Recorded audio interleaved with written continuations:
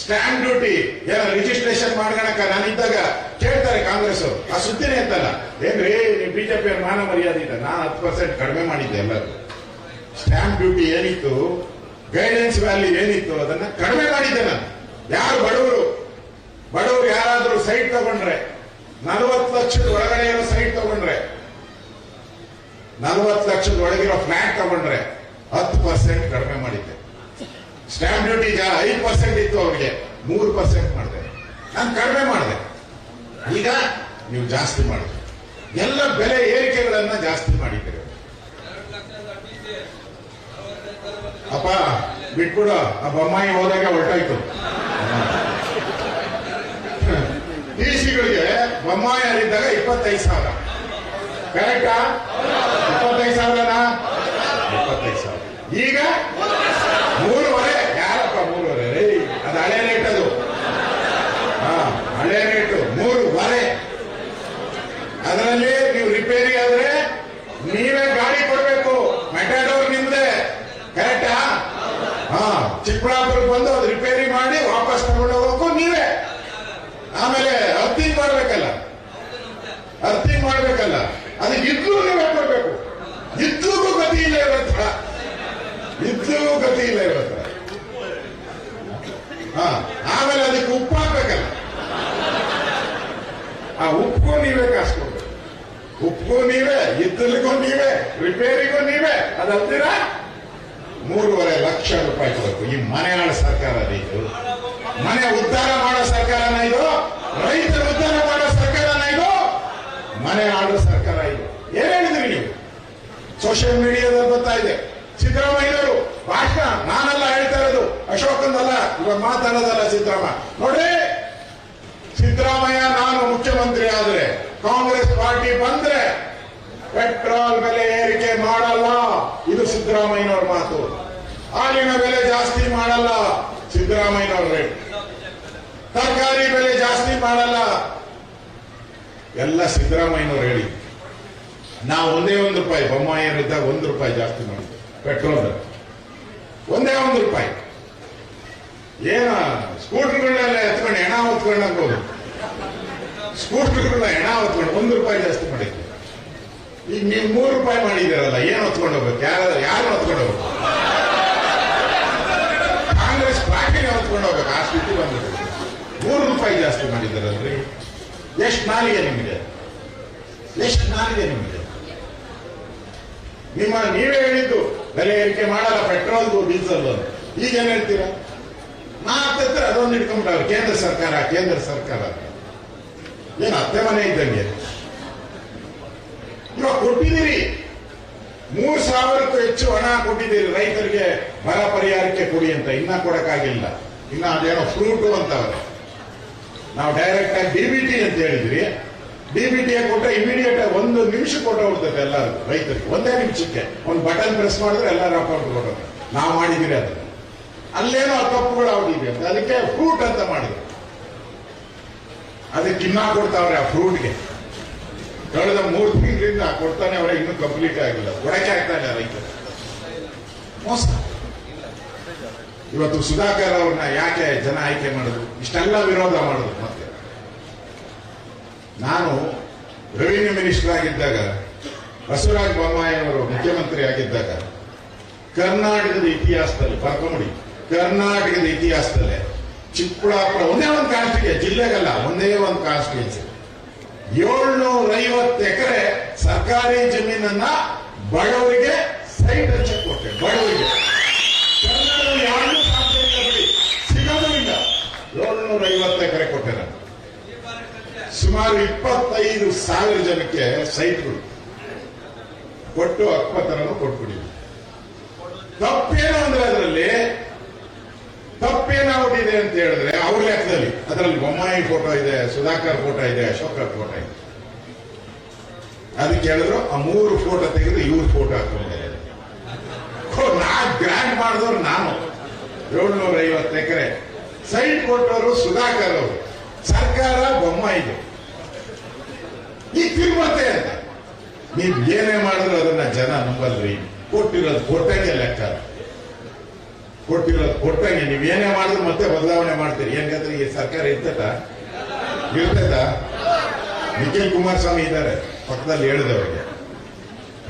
ಜಿಲ್ಲಾ ಪಂಚಾಯತ್ ನಾನು ಮೊನ್ನೆ ಮೀಟಿಂಗ್ ಅಲ್ಲಿ ಹೇಳಿದೆ, ನಿಮ್ ದಮ್ ಇದ್ರೆ ಬೆಂಗಳೂರು ಕಾರ್ಪೊರೇಷನ್ ಎಲೆಕ್ಷನ್ ಮಾಡಿ, ನಿಮ್ ದಮ್ ಇದ್ರೆ ಜಿಲ್ಲಾ ಪಂಚಾಯತಿ ಎಲೆಕ್ಷನ್ ಮಾಡಿದ್ವಿ. ಅವ್ರು ಹೇಳಿದ್ರು ಬಿಕಾಸ್ ಇವ್ರು ಯೋಗ್ಯ ಮಾಡಲ್ಲ, ಬಯಲುಗೌಡ ಮಾಡಲ್ಲ.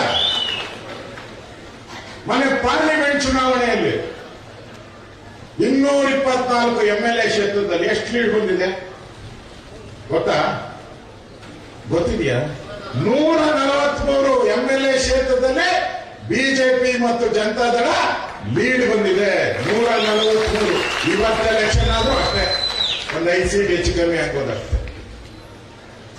ಅಂದ್ರೆ ಜನಕ್ಕೆ ನೀವು ಒಂದು ವರ್ಷದಲ್ಲಿ ಕೊಟ್ಟಿರೋ ಕಾಟ. ಈ ರಾಹುಲ್ ಗಾಂಧಿ ಇದಾರಲ್ಲ, ಅವ್ರ ಹೆಸರಲ್ಲೇ ರಾವು ಅಂತ ಇದೆ. ರಾವು ಕಾಲ ಬಂದಂಗ ಆಗ್ತೈತೆ, ನಮ್ಗೆ ರಾವು ಕಾಲ ಬಂದಂಗ ಆಗೈತೆ. ಅವ್ರು ಹೇಳಿದ್ರು ಪಾರ್ಲಿಮೆಂಟ್ ಅಲ್ಲಿ ಈ ಎಲ್ಲ ಇದ್ದಾರೆ. ಮೊನ್ನೆ ಯಾವುದೋ ಸೋಷಿಯಲ್ ಮೀಡಿಯಾ ಬಂದಿತ್ತು, ಆಕೆ ಚಂದ ಬಂದಿದ್ದು, ನಿಮ್ಮತ್ತೂ ಬಂದಿಲ್ಲ ಅಂದ್ರೆ ಕಳಿಸ್ತೀನಿ ನೋಡಿ. ಯಾರೋ ಮುಸ್ಲಿಂ ಮಹಿಳೆ, ಮಕ ಕಾಣಿಸ್ತಾ ಇಲ್ಲ ಬಿಡಿ, ಅದು ಬೇರೆ. ಹಾಕೊಂಬಿಟ್ಟು ಅವ್ರಿಗೆ ನಾನು ಅವರು ಟಿವಿಗೆ ಹೇಳಿರೋದು, ಯಾವುದೋ ಚಾನೆಲ್ಗೆ, ಯಾವುದೋ ಚಾನಲ್ ಅವ್ರು ಹಿಡಿದಿದ್ದಾರೆ. ಅವ್ರು ಹೋಗಿ ಇದರ ತರ ನಿಂತಿದ್ದಾರೆ, ಯಾರೋ ನಮ್ಮ ಪೋಸ್ಟ್ ಆಫೀಸ್ ವಿಧಾನಸೌಧ ಮುಂದೆ ಇದೆಯಲ್ಲ, ಪೋಸ್ಟ್ ಆಫೀಸ್ ಜನರಲ್, ಅಲ್ಲಿ ಹೋಗಿ ನಿಂತು ಬಿಟ್ಟಿದ್ದಾರೆ. ನನಗೆ ಅರ್ಜಿ ಕೊಡಿ ನನಗೆ. ಅವರು ಯಾವ ಅರ್ಜಿ ಅಮ್ಮ ಅಂತ, ಅದೇ 1 ಲಕ್ಷ 1 ಲಕ್ಷ ಕೊಡಬೇಕು ಅಂತ. ಅವ್ರು ಇಲ್ಲಮ್ಮ ಸ್ಕೀಮ್ ಅಂದ್ರೆ ಇಲ್ಲ 1 ಲಕ್ಷ. ನಮ್ಮ ರಾಹುಲ್ ಗಾಂಧಿ ಅಲ್ಲ, ರಾಜೀವ್ ಗಾಂಧಿ ಹೇಳಿದ್ದಾರೆ ಅಂತ. ಪಾಪ ಮಂಚ ಸತ್ಯವೋ ಇಲ್ಲೋ, ರಾಹುಲ್ ಗಾಂಧಿ ಪಟ ಪಟ್ ಅಂತ ನಮ್ಗೆ 1 ಲಕ್ಷ ಕೊಡ್ತಾರೆ ಅಂತ. ಕೊಡಿ ನಮ್ಗೆ ಅರ್ಜಿ ಅಂತ ಕೂತಾರೆ. ಪಟಾಪಟ್ಟ ಕಟಾಕಟ್ಟ ಎರಡೂ ಒಂದೇ. ಕಟಾಕಟ್ಟೆ ಈಗ ಕಾಂಗ್ರೆಸ್ ಕತೆ ಕಟಾಕಟ್ಟೆ. ಇವತ್ತು ದಲಿತರದು ಎಸ್ಟಿಗಳ ಹಣ 187 ಕೋಟಿ ಹಣ 100 ಪಟಾಪಟ್ ಅಂತ ಹೇಳಿ ಎಲ್ಲಿ ಹೋಗಿದೆ? ವೈಷ್ಣವರು ಹೋಗಿದೆ. ಎಲ್ಲಿ?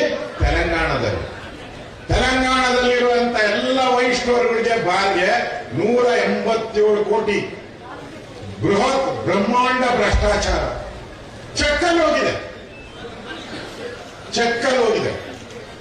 ಆ ವೈಷ್ಣವರು ಹೋಗ್ಬಿಟ್ಟು ಅಲ್ಲಿಂದ ಅದನ್ನ ಕ್ಯಾಶ್ ಅಲ್ಲಿ ಡ್ರಾ ಮಾಡ್ಬಿಟ್ಟಿದ್ದಾರೆ. ದಲಿತರ ಹಣವನ್ನು, ಯಾರು ಬಡವರು ದಲಿತರಿದ್ದಾರೆ ಅವರಿಗೆ ಲೋನ್ ಕೊಡಕ್ಕೆ ಇಟ್ಟಿದ್ದು, ಯಾರು ದಲಿತರು ಎಸ್ಟಿಗಳು ರೈತರಿದ್ದಾರೆ ಅವ್ರಿಗೆ ಸಹಾಯ ಮಾಡಕ್ಕೆ ಇಟ್ಟಂತ ಹಣ ಕಳೆದ 1 ವರ್ಷದಿಂದ ಒಬ್ಬರಿಗೂ ಸಹಾಯ ಮಾಡಿಲ್ಲ ದಲಿತರು.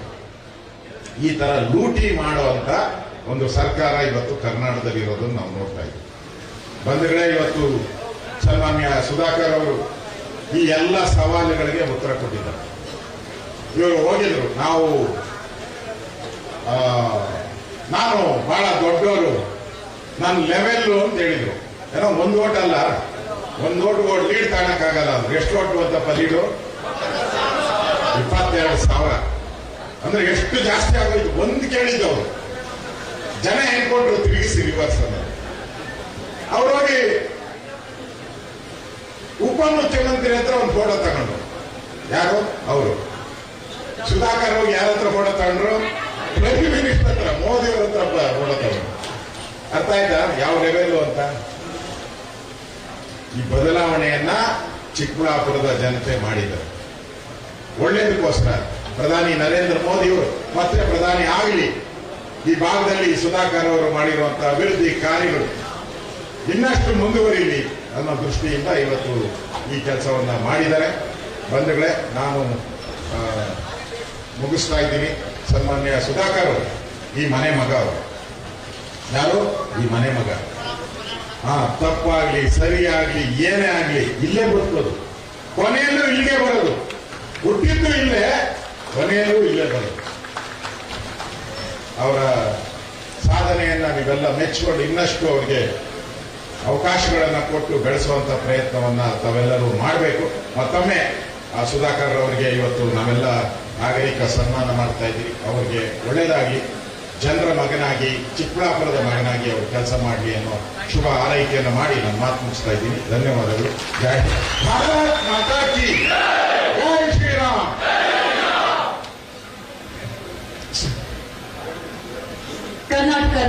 ಸರ್ಕಾರದ ಹುಡುಕುಗಳನ್ನ ತೆರೆದಿಡುವುದರ ಜೊತೆಗೆ ಇಡೀ ಚಿಕ್ಕಬಳ್ಳಾಪುರದ ಅಭಿವೃದ್ಧಿಗೆ ಕಾರಣೀಕರ್ತರಾಗಿರುವಂತಹ ಏಕೈಕ ನಮ್ಮ ಹೆಮ್ಮೆಯ ಡಾಕ್ಟರ್ ಕೆ ಸುಧಾಕರ್ ಅವರಿಗೆ ಶುಭಾಶಯಗಳನ್ನ ತಿಳಿಸಿದಂತಹ ನಮ್ಮ ನೆಚ್ಚಿನ ವಿರೋಧ ಪಕ್ಷದ ನಾಯಕರಾಗಿರುವ ಸನ್ಮಾನ್ಯ ಶ್ರೀ ಆರ್ ಅಶೋಕ್ ಅವರಿಗೆ ದಯವಿಟ್ಟು ಜೋರಾದ ಚಪ್ಪಾಳೆಯ ಮೂಲಕ ಧನ್ಯವಾದಗಳನ್ನ ತಿಳಿಸಬೇಕು ಅಂತ ವಿನಂತಿಸ್ತಾ ಇದ್ದೀನಿ. ಧನ್ಯವಾದಗಳು ಸರ್. ಇದೀಗ ವೇದಿಕೆಯನ್ನ ನೋಡ್ತಾ ಇದ್ರೇನೆ ಗೊತ್ತಾಗ್ತಾ ಇದೆ, ನಮ್ಮ ಇಡೀ ದೇಶದಲ್ಲಿರುವಂತಹ ಎರಡು ಶಿಸ್ತಿನ ಪಕ್ಷಗಳ ಸಮ್ಮಿಲನ. ಒಂದ್ ಕಡೆಯಲ್ಲಿ ಭಾರತೀಯ ಜನತಾ ಪಾರ್ಟಿ, ಇನ್ನೊಂದ್ ಕಡೆಯಲ್ಲಿ JDS. ಹಾಗಾಗಿ ಈ ಅಭಿನಂದನಾ ಕಾರ್ಯಕ್ರಮದಲ್ಲಿ ಇದೀಗ ನಿಮ್ಮೆಲ್ಲರನ್ನ ಉದ್ದೇಶಿಸಿ ಮಾತನಾಡಬೇಕು ಅಂತ ಹೇಳಿ ನಮ್ಮ ಹೆಮ್ಮೆಯ ಯುವ ಮುಖಂಡರಾಗಿರುವಂತಹ, ಹಲವಾರು ಯುವಕರಿಗೆ ಮಾದರಿಯಾಗಿರುವ, ಸ್ಫೂರ್ತಿಯಾಗಿರುವಂತಹ, ರಾಜ್ಯ ರಾಜಕಾರಣದಲ್ಲಿ ಮತ್ತಷ್ಟು ಸ್ಫೂರ್ತಿಯನ್ನ ತುಂಬುತ್ತಾ ಇರುವಂತಹ ಜೋರಾದ ಚಪ್ಪಾಳೆಯೊಂದಿಗೆ ಸ್ವಾಗತಿಸಿ ನಮ್ಮೆಲ್ಲರ ನೆಚ್ಚಿನ ಯುವ ಮುಖಂಡರಾಗಿರುವ ಸನ್ಮಾನ್ಯ ಶ್ರೀ ನಿಖಿಲ್ ಕುಮಾರಸ್ವಾಮಿ.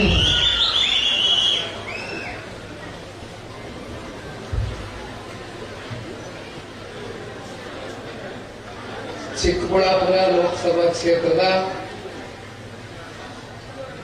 ನೂತನ ಸಂಸದರಾಗಿ ಆಯ್ಕೆಗೊಂಡಿರ್ತಕ್ಕಂಥ ಅತ್ಯಂತ ಆತ್ಮೀಯರು, ಹಿರಿಯರು, ರಾಜ್ಯದಲ್ಲಿ ನಾಯಕರಾಗಿ ಅತ್ಯಂತ ಸಮರ್ಥವಾಗಿ ಅವರ ಕೆಲಸವನ್ನು ನಿರ್ವಹಿಸ್ತಾ ಇರ್ತಕ್ಕಂಥ, ಜೊತೆಯಲ್ಲಿ ಬೊಮ್ಮಾಯಿಜಿರವರ ಪೀರಿಯಡ್ನಲ್ಲಿ ಟ್ರಾನ್ಸ್ಪೋರ್ಟ್ ಮಂತ್ರಿಗಳಾಗಿ ಸಾಕಷ್ಟು ರಾಜ್ಯದ ಒಂದು ಒಳಿತಿಗಾಗಿ, ಒಂದು ಸಮಗ್ರ ಅಭಿವೃದ್ಧಿಗೆ ಆರ್ ಅಶೋಕಣ್ಣ ಅವರೇನು ಪಣ ತೊಟ್ಟಿದ್ರು, ಅದು ಕೂಡ ಸಾಕಷ್ಟು ನೆನೆಸ್ಕೊಳ್ತಾ ಇದ್ರು ಅಶೋಕಣ್ಣ ಅವರು. ವೇದಿಕೆ ಮೇಲೆ ಇನ್ನೂ ಸಾಕಷ್ಟು ಗಣ್ಯರಿದ್ದಾರೆ. ಒಬ್ಬರ ಹೆಸರು ಹೇಳಿ ಇನ್ನೊಬ್ಬರ ಹೆಸರು ಮರಿತಕ್ಕಂಥದ್ದು ಆಗಬಾರದು. ಹಾಗಾಗಿ ಮೊದಲನೇದಾಗಿ ಈ ಲೋಕಸಭಾ ಚುನಾವಣೆಯ ಫಲಿತಾಂಶ ನಮ್ಮ ಕರ್ನಾಟಕ ರಾಜ್ಯದಲ್ಲಿ ಇರ್ತಕ್ಕಂಥ 28 ಲೋಕಸಭಾ ಕ್ಷೇತ್ರಗಳಲ್ಲಿ ಬಹುಶಃ ಕನಿಷ್ಠ ಪಕ್ಷ 25 ಕ್ಷೇತ್ರಗಳಲ್ಲಿ ನಾವು ಗೆಲುವು ಸಾಧಿಸ್ತೀವಿ ಅಂತಕ್ಕಂಥ ನಿರೀಕ್ಷೆಯಲ್ಲಿದ್ವಿ. ಆದರೆ ಸಣ್ಣ ಪುಟ್ಟ ಲೋಪದೋಷಗಳ ಕಾರಣದಿಂದ ನಮ್ಮಲ್ಲೇ ಬಹುಶಃ ಆ ಸ್ಥಾನಗಳನ್ನ ಕಳ್ಕೊಂಡಿದ್ದೇವೆ ಹೊರತುಪಡಿಸಿ ರಾಜ್ಯದ ಜನತೆ, ವಿಶೇಷವಾಗಿ ನಮ್ಮ ಹಳೆಯ ಮೈಸೂರು ಪ್ರಾಂತ್ಯದಲ್ಲಿ ಅತಿ ಹೆಚ್ಚು ಸ್ಥಾನವನ್ನ ಇವತ್ತು ರಾಜ್ಯದ ಜನತೆ ಆಶೀರ್ವಾದವನ್ನು ಮಾಡಿದ್ದಾರೆ. ಬಹುಮುಖ್ಯವಾಗಿ ಚಿಕ್ಕಬಳ್ಳಾಪುರ ಕ್ಷೇತ್ರದ ಜನತೆಯ ಮನಸ್ಸಿನಲ್ಲಿ ಕಳೆದ 1 ವರ್ಷದಿಂದನೂ ಸಾಕಷ್ಟು ನೋವಿತ್ತು. ಬಹುಶಃ ನಿಮ್ಮ ಮನೆಯ ಮಗ ಡಾಕ್ಟರ್ ಕೆ ಸುಧಾಕರ್ ಅವರು ಅನಿರೀಕ್ಷಿತವಾದಂತಹ ಒಂದು ಸೋಲು ಅಂತಕ್ಕಂಥದ್ದನ್ನ ನಾವು ಭಾವಿಸಿದ್ದೇವೆ. ಅಭಿವೃದ್ಧಿಯ ಅಧಿಕಾರರಾಗಿ ಸಾಕಷ್ಟು ಶಾಸಕರಾದಂತಹ ಸಂದರ್ಭದಲ್ಲಿ, ಮಂತ್ರಿಗಳಾದಂತಹ ಸಂದರ್ಭದಲ್ಲಿ ಅವರ ಕಾರ್ಯವನ್ನೇ ನಿರ್ವಹಿಸಿದ್ರು. ಆದರೆ 1 ವರ್ಷದಿಂದ ನಡೆದಂತಹ ವಿಧಾನಸಭಾ ಚುನಾವಣೆ ಸಂದರ್ಭದಲ್ಲಿ ಸುಧಾಕರ್ ಅವರ ಒಂದು ಸೋಲು ಪ್ರತಿಯೊಬ್ಬ ನಾಗರಿಕನಿಗೂ ಕೂಡ, ಕಾರ್ಯಕರ್ತರಿಗೂ ಕೂಡ ಬಹಳ ಅತ್ಯಂತ ನೋವನ್ನು ಉಂಟು ಮಾಡಿಕೊಡ್ತು. ಆದರೆ ಬಹುಶಃ ಇವತ್ತು ಅವರ ಒಂದು ಗೆಲುವು ಚಿಕ್ಕಬಳ್ಳಾಪುರ ಲೋಕಸಭಾ ಕ್ಷೇತ್ರದ ಮಹಾಜನತೆಯ ಗೆಲುವು ಅಂತಕ್ಕಂಥದ್ದನ್ನ ನಾವು ಈ ಸಂದರ್ಭದಲ್ಲಿ ಹೇಳಬೇಕಾಗ್ತದೆ. ಅಶೋಕಣ್ಣ ಅವರು ಪಕ್ಕದಲ್ಲಿ ನಾವು ಮಾತಾಡ್ತಾ ಇದ್ವಿ. ಬಹುಶಃ ಈ ಲೋಕಸಭಾ ಚುನಾವಣೆಯಲ್ಲಿ ತಗೊಂಡಂತ ಈ ಒಂದು ತೀರ್ಮಾನ, ಒಂದು ಕಡೆ ಭಾರತೀಯ ಜನತಾ ಪಾರ್ಟಿ, ಇನ್ನೊಂದು ಕಡೆ ಪ್ರಾದೇಶಿಕ ನೆಲೆಗಟ್ಟನ್ನ ಹೊಂದಿರತಕ್ಕಂಥ ಪ್ರಾದೇಶಿಕ ಪಕ್ಷ ಆಗಿರ್ತಕ್ಕಂಥ ಈ ಪಕ್ಷದ ವರಿಷ್ಠರು ಹೋರಾಟದ ಹಿನ್ನೆಲೆಯಲ್ಲಿ ಈ ಪಕ್ಷವನ್ನ ಅತ್ಯಂತ ಸದೃಢವಾಗಿ ಕಟ್ಟಿರ್ತಕ್ಕಂಥ ಮಾಜಿ ಪ್ರಧಾನಮಂತ್ರಿಗಳು ಆಗಿರ್ತಕ್ಕಂಥ ಶ್ರೀ ದೇವೇಗೌಡರು ಸಾಹೇಬರು, ಮತ್ತೊಬ್ಬರು ವಿಶ್ವ ನಾಯಕರು ಆಗಿರ್ತಕ್ಕಂಥ ಕಳೆದ 10 ವರ್ಷದಿಂದ ನಿರಂತರವಾಗಿ ನಮ್ಮ ದೇಶದ ಅಭಿವೃದ್ಧಿಗೆ, ನಮ್ಮ ದೇಶದ ರಕ್ಷಣೆಗೆ, ನಮ್ಮ ದೇಶದ ಸುಭದ್ರತೆಗೋಸ್ಕರ 10 ವರ್ಷಗಳ ಕಾಲ ಅವರ ಸೇವೆಯನ್ನು ಗುರುತಿಸಿ ಪ್ರತಿಯೊಬ್ಬ ಭಾರತೀಯನು ಕೂಡ ಇವತ್ತು ತಗೊಂಡಿರ್ತಕ್ಕಂಥ ಒಂದು ತೀರ್ಮಾನ ನಿಜಕ್ಕೂ ಕೂಡ ಒಂದು ಐತಿಹಾಸಿಕವಾದಂತಹ ಒಂದು ತೀರ್ಮಾನ. ಬಹುಶಃ ಈ ಒಂದು ಎರಡೂ ಪಕ್ಷದ ಒಂದು ಸಮ್ಮಿಲನ ಏನಿದೆ, 1 ವರ್ಷದ ಹಿಂದೆ ನಡೆದಂತ ವಿಧಾನಸಭಾ ಚುನಾವಣೆ ಸಂದರ್ಭದಲ್ಲಿ ಆಗಿದ್ದೇ. ಇಷ್ಟೊತ್ತಿಗೆ ಕಾಂಗ್ರೆಸ್ ಪಕ್ಷವನ್ನ ಈ ರಾಜ್ಯದಲ್ಲಿ ದುರ್ಬಿನ್ ಹಾಕಿ ಹುಡುಕಬೇಕಾಗಿತ್ತು. ಅಂತ ಪರಿಸ್ಥಿತಿ ಈ ರಾಜ್ಯದಲ್ಲಿ ಒಂದು ವಾತಾವರಣ ಸೃಷ್ಟಿಯಾಗ್ತಾ ಇತ್ತು. ಆದರೆ ಎಲ್ಲದಕ್ಕೂ ಕಾಲವೇ ತೀರ್ಮಾನಿಸಬೇಕಾಗ್ತದೆ. ಇವತ್ತು ಎರಡೂ ಪಕ್ಷದ ರಾಜ್ಯದ ನಾಯಕರುಗಳಿರ್ಬೋದು, ರಾಷ್ಟ್ರ ನಾಯಕರುಗಳಿರ್ಬೋದು, ಬಹುಮುಖ್ಯವಾಗಿ ಎರಡೂ ಪಕ್ಷದ ಮುಖಂಡರುಗಳು, ಕಾರ್ಯಕರ್ತರುಗಳು ಇವತ್ತು ತಳಮಟ್ಟದಿಂದ ಇವತ್ತು ಪರಸ್ಪರ ಒಂದು ಹೊಂದಾಣಿಕೆಯ ಒಂದು ಹಿನ್ನೆಲೆಯಲ್ಲಿ ಇವತ್ತು ಇಷ್ಟೊಂದು ಆರೋಗ್ಯಕರವಾದಂತಹ ಒಂದು ಫಲಿತಾಂಶ ಇವತ್ತು NDA ಮೈತ್ರಿಕೂಟದ ಅಭ್ಯರ್ಥಿಗಳ ಪರವಾಗಿ ಬರಲಿಕ್ಕೆ ಸಾಧ್ಯ ಆಗಿದೆ. ಜೊತೆಯಲ್ಲಿ ಸಾಕಷ್ಟು ಜನ ಇವತ್ತು 8 ವಿಧಾನಸಭಾ ಕ್ಷೇತ್ರದ ವ್ಯಾಪ್ತಿಯ ಎಲ್ಲ ನಮ್ಮ ರವಿಯಣ್ಣವರು ಕೂತಿದ್ದಾರೆ. ಶಿಡ್ಲಘಟ್ಟದ ರವಿಯಣ್ಣವರು ಮಾನ್ಯ ದೇವೇಗೌಡರು ಸಾಹೇಬರಿಗೆ ಅತ್ಯಂತ ಆತ್ಮೀಯರು. ಸಾಕಷ್ಟು ಅವರ ಕ್ಷೇತ್ರದಲ್ಲಿ ಅಭಿವೃದ್ಧಿ ಕೆಲಸ ಕಾರ್ಯಗಳನ್ನ ಶಾಸಕರಾಗಿ ಅವರ ಸೇವೆಯನ್ನ ಮಾಡ್ತಾ ಇದ್ದಾರೆ. ಈ ತಾರೆ ಮತ್ತೊಬ್ರು ಕ್ರಿಯಾಶೀಲ ಯುವಕರಾಗಿರ್ತಕ್ಕಂಥ ದೊಡ್ಡಬಳ್ಳಾಪುರದ ಶಾಸಕರು ಧೀರಜ್ ಮುನಿರಾಜರವರು ವೇದಿಕೆಗೆ ಆಗಮಿಸಿದ್ದಾರೆ. ಅವರ ಪಾತ್ರ ಕೂಡ ಸಾಕಷ್ಟು ಇದೆ ಗೆಲುವಿಗೆ. ಹಾಗಾಗಿ ಎರಡೂ ಪಕ್ಷದ ಕಾರ್ಯಕರ್ತರು, ಮುಖಂಡರುಗಳಿಗೆ ಈ ಸಂದರ್ಭದಲ್ಲಿ ನಾನು ಹೃದಯದಿಂದ ಅಭಿನಂದನೆಗಳನ್ನು ಸಲ್ಲಿಸಬೇಕಾಗ್ತದೆ. ನಿಮ್ಮೆಲ್ಲರ ಶ್ರಮ, ನಿಮ್ಮೆಲ್ಲರ ಒಂದು ಹೋರಾಟದ ಪ್ರತಿಫಲ ಇವತ್ತು ಡಾಕ್ಟರ್ ಕೆ ಸುಧಾಕರ್ ಅವರನ್ನ ಸಂಸದಕ್ಕೆ ಕಳಿಸಿ ಮತ್ತೊಮ್ಮೆ ಚಿಕ್ಕಬಳ್ಳಾಪುರ ಲೋಕಸಭಾ ಕ್ಷೇತ್ರದ ಸರ್ವೋತ್ತಮಕ ಅಭಿವೃದ್ಧಿಗೆ ನೀವೆಲ್ಲ ಆಶೀರ್ವಾದವನ್ನ ಮಾಡಿದ್ದೀರಿ. ಹಾಗಾಗಿ ಒಂದು ಮಾತನ್ನ ಹೇಳ್ತೇನೆ, ನಾನು ಅಶೋಕಣ್ಣ ಅವರು ಮಾತನಾಡಬೇಕಾದ್ರೆ ಹೇಳ್ತಾ ಇದ್ರು, ನಾವೆಲ್ಲ ಗಮನಿಸಿದ್ರು. ನಿನ್ನೆ ಮಂಡ್ಯದಲ್ಲಿ ಕೂಡ ಪತ್ರಿಕಾಗೋಷ್ಠಿಯಲ್ಲಿ ನಾನು ಮಾತನಾಡಬೇಕಾದ್ರೆ ಹೇಳ್ತಾ ಇದ್ದೆ, ಕಾಂಗ್ರೆಸ್ ಪಕ್ಷದವರು 5 ಗ್ಯಾರಂಟಿ ಕೊಡ್ತೀನಿ, 5 ಗ್ಯಾರಂಟಿ ಕೊಡ್ತೀನಿ ಅಂತ ಜನಗಳಿಗೆ ಸುಳ್ಳು ಭರವಸೆ ಮೇಲೆ ಸರ್ಕಾರವನ್ನ ರಚನೆ ಮಾಡೋದು.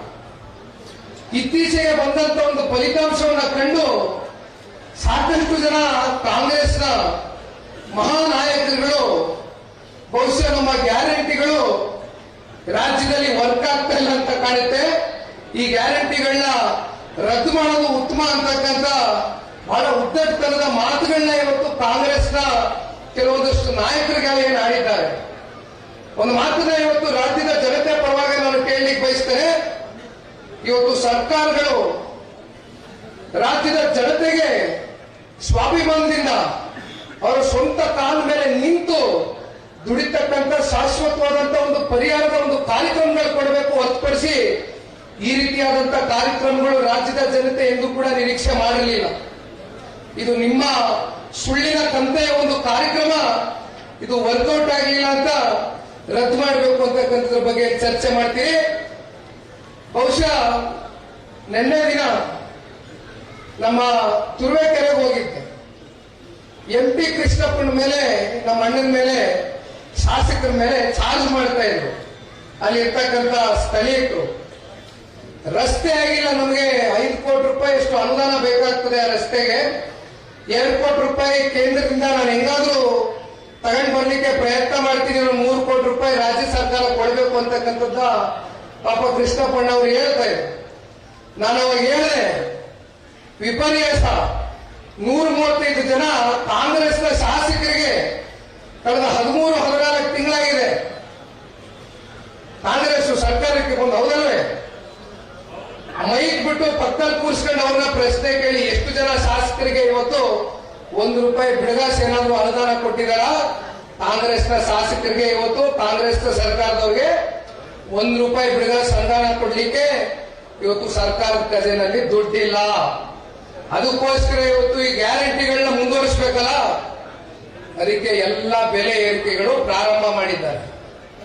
ಪೆಟ್ರೋಲ್ ಬೆಲೆ ಏರಿಕೆ ಇರ್ಬೋದು, ಹಾಲಿನ ಇವತ್ತು ಪ್ರೋತ್ಸಾಹಧನದ ಬಗ್ಗೆ ಅಶೋಕಣ್ಣ ಅವರು ಮಾತಾಡ್ತಾ ಇದ್ದಾರೆ.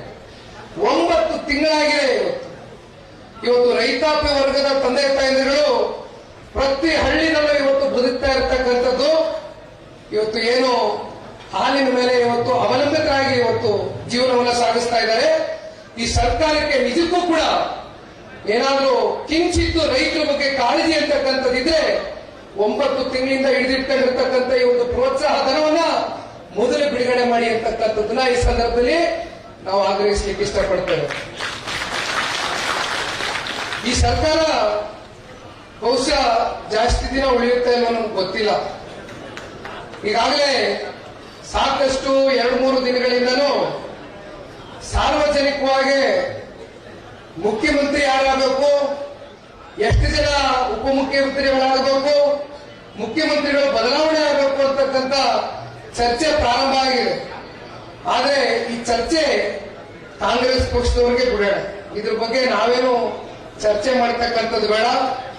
ರಾಜ್ಯದ ಜನತೆ ಇವತ್ತು ನಿಮ್ಮ ಮೇಲೆ ಇಟ್ಟಿರ್ತಕ್ಕಂಥ ಒಂದು ವಿಶ್ವಾಸದ ಮೇಲೆ 135 ಜನ ಶಾಸಕರನ್ನ ಗೆಲ್ಲಿಸಿದ್ದೀರಿ. ದಯಮಾಡಿ ಈ ವಿಶ್ವಾಸವನ್ನು ಉಳಿಸ್ಕೊಳ್ತಕ್ಕಂಥ ಕೆಲಸ ಮಾಡಿ, ಇಲ್ಲಾಂದ್ರೆ ವಿರೋಧ ಪಕ್ಷದವರಾಗಿ ಅಶೋಕಣ್ಣ ಅವರು ಕೆಲಸ ಮಾಡ್ತಾ ಇದ್ದಾರೆ.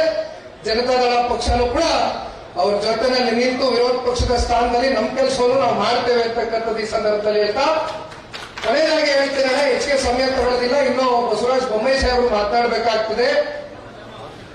ಇವತ್ತಿನ ಈ ಒಂದು ರಾಷ್ಟ್ರದ ಫಲಿತಾಂಶ ಮುಂಬರ್ತಕ್ಕಂಥ ರಾಜ್ಯದ ಯಾವುದೇ ಸ್ಥಳೀಯ ಚುನಾವಣೆ ಇರ್ಬೋದು, ಮುಂಬರ್ತಕ್ಕಂಥ ಯಾವುದೇ 4 ವರ್ಷದ ಮುಂದಿರ್ತಕ್ಕಂಥ ವಿಧಾನಸಭಾ ಚುನಾವಣೆ, ಬಹುಶಃ ಈ ಒಂದು ಫಲಿತಾಂಶ ಮುಂಬರ್ತಕ್ಕಂಥ ಚುನಾವಣೆಗಳಿಗೆ ಒಂದು ಹೊಸ ಅಧ್ಯಾಯವನ್ನ ಇವತ್ತು 2 ಪಕ್ಷದ ಕಾರ್ಯಕರ್ತರುಗಳು ಪ್ರಾರಂಭ ಮಾಡಿದ್ದೀರಿ.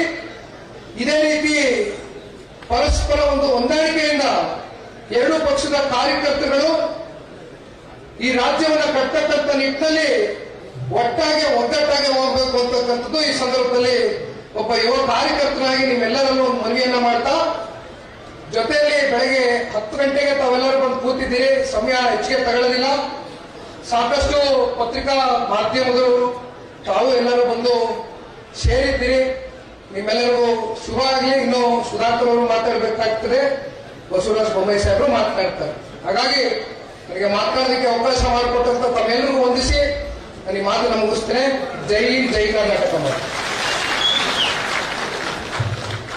ಈ ಮೈತ್ರಿಕೂಟಕ್ಕೆ ಸಂಪೂರ್ಣ ಸಹಕಾರವನ್ನ ನೀಡೋದ್ರ ಜೊತೆಗೆ ಇವತ್ತಿನ ಕಾರ್ಯಕ್ರಮದಲ್ಲಿ ಅತ್ಯದ್ಭುತವಾಗಿ ಮಾತನಾಡಿದಂತಹ ನಮ್ಮ ಶ್ರೀಯುತ ನಿಖಿಲ್ ಕುಮಾರಸ್ವಾಮಿ ಅವರಿಗೆ ದಯವಿಟ್ಟು ಜೋರಾದ ಚಪ್ಪಾಳೆಯ ಮೂಲಕ ವಂದನೆಗಳನ್ನು ಸಮರ್ಪಿಸಬೇಕಾಗಿ ವಿನಂತಿಸ್ತಾ ಇದ್ದೀನಿ. ಇದಷ್ಟೇ ನಮ್ಮ ಕಾರ್ಯಕ್ರಮಕ್ಕೆ ದೊಡ್ಡಬಳ್ಳಾಪುರದ ಶಾಸಕರಾಗಿರುವ ಯುವ ನಾಯಕ ಸನ್ಮಾನ್ಯ ಶ್ರೀ ಧೀರಜ್ ಮುನಿರಾಜು ಅವರು ಬಂದಿದ್ದಾರೆ. ಅವರಿಗೆ ಆತ್ಮೀಯ ಸ್ವಾಗತವನ್ನ ಕೋರ್ತಾ ಇದ್ದೀನಿ. ಇದೀಗ ನಿಮ್ಮೆಲ್ಲರನ್ನ ಉದ್ದೇಶಿಸಿ ಕರ್ನಾಟಕ ಕಂಡಂತಹ ಅತ್ಯಂತ ಸರಳ ಸಜ್ಜನಿಕೆಯ ಮುಖ್ಯಮಂತ್ರಿಗಳು ಅವರ ಅಧಿಕಾರಾವಧಿಯಲ್ಲಿ ಅತ್ಯುತ್ತಮ ಯೋಜನೆಗಳ ಮೂಲಕ ಕಾಮನ್ ಮ್ಯಾನ್ ಸಿಎಂ ಅಂತ ಹೇಳಿ ಜನರಿಂದಲೇ ಬಿರುದನ್ನ ಪಡೆದಂತಹ ನಿಮ್ಮೆಲ್ಲರ ಹೆಮ್ಮೆಯ ದಯವಿಟ್ಟು ಜೋರಾದ ಚಪ್ಪಾಳೆಯೊಂದಿಗೆ ಸ್ವಾಗತಿಸಿ ಸನ್ಮಾನ್ಯ ಶ್ರೀ ಬಸವರಾಜ ಬೊಮ್ಮಾಯಿ ಅವರು.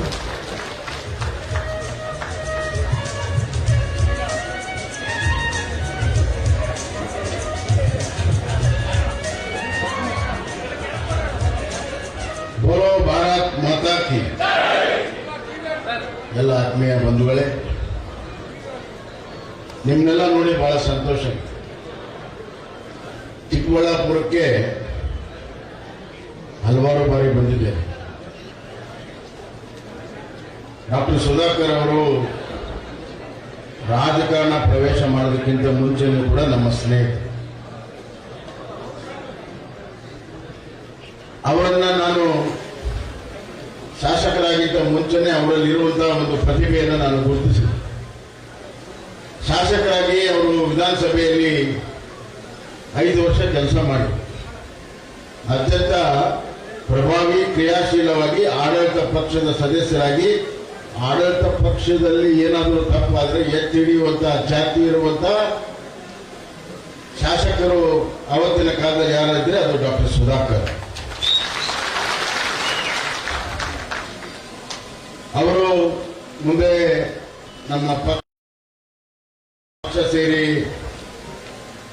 ಮಂತ್ರಿಗಳಾಗಿದ್ದಾಗಲೂ ಕೂಡ ಚಿಕ್ಕಬಳ್ಳಾಪುರಕ್ಕೆ ಬಂದಿದ್ದೇನೆ. ನಮ್ಮ ವಿರೋಧ ಪಕ್ಷದ ನಾಯಕರಾದಂಥ ಅಶೋಕ್ ಕಣ್ಣವರು ಇಲ್ಲಿ ಗ್ರಾಮ ವಾಸ್ತವ್ಯ ಮಾಡಿದ್ರು, ಅವಾಗಲೂ ಕೂಡ ನಾನು ಬಂದಿದ್ದೆ. ಚುನಾವಣೆಯ ಸೋತ ಮೇಲೂ ಕೂಡ ವಿದ್ಯುತ್ ಶಕ್ತಿಯ ವಿಚಾರದಲ್ಲಿ ದರವನ್ನು ಏರಿಸಿ ರೈತರಿಗೆ ತೊಂದರೆ ಆದಾಗ ಯಾವುದಾದ್ರೂ ಕ್ಷೇತ್ರದಲ್ಲಿ ಮೊಟ್ಟ ಮೊದಲು ಪ್ರತಿಭಟನೆ ಆಗಿದ್ದು ಅದು ಚಿಕ್ಕಬಳ್ಳಾಪುರ ಸುಧಾಕರ್ ಅವರ ನೇತೃತ್ವದಲ್ಲಿ ಅಂತ ನಾನು ಹೇಳ್ತೀನಿ. ಆವಾಗಲೂ ಕೂಡ ನಾನು ಬಂದಿದ್ದೆ. ಈಗ ಲೋಕಸಭಾ ಸದಸ್ಯರಾಗಿ ತಮ್ಮ ಸನ್ಮಾನವನ್ನು ಸ್ವೀಕಾರ ಮಾಡುವಂತ ಈ ಸಂದರ್ಭದಲ್ಲಿ ಕೂಡ ನಾನು ಬಂದಿದ್ದೇನೆ. ಇದನ್ನ ಯಾಕೆ ಹೇಳ್ತಾ ಇದ್ದೀನಿ ಅಂದ್ರೆ, ಸುಧಾಕರ್ ಅವರ ಒಂದು ಬೆಳವಣಿಗೆ ಅದು ಚಿಕ್ಕಬಳ್ಳಾಪುರದ ಜೀವಾಳ. ಚಿಕ್ಕಬಳ್ಳಾಪುರದ ಅಭಿವೃದ್ಧಿಯಲ್ಲಿ ಅವರ ಬೆಳವಣಿಗೆ ಇದೆ. ಅವ್ರಿಗೇನು ಹಿನ್ನಡೆ ಆಯಿತು 2023ರಲ್ಲಿ ಅನಿರೀಕ್ಷಿತವಾಗಿ, ತಮಗಿಂತ ಅತಿ ಹೆಚ್ಚು ದುಃಖಪಟ್ಟವರು ಅವರು. ನನ್ನ ಹತ್ರ ಬಂದು ಹೇಳಿದ್ರು, ನಾನು ಸೋತದಕ್ಕೆ ದುಃಖ ಇಲ್ಲ, ಆದರೆ ನಾನು ಮಾಡಿರುವಂತಹ ಕೆಲಸ ಕಾರ್ಯಗಳೆಲ್ಲ ಪೂರ್ಣಗೊಳ್ಳೋದಿಲ್ಲ ಅನ್ನುವಂಥ ದುಃಖ ನನಗಿದೆ, ನನ್ನ ಜನರಿಗೆ ತೊಂದರೆ ಆಗಿದೆ ಅಂತ ದುಃಖ ನನಗಿದೆ ಅನ್ನುವಂಥ ಮಾತನ್ನು. ಅಂದರೆ ಅವರ ಸ್ಥಾನ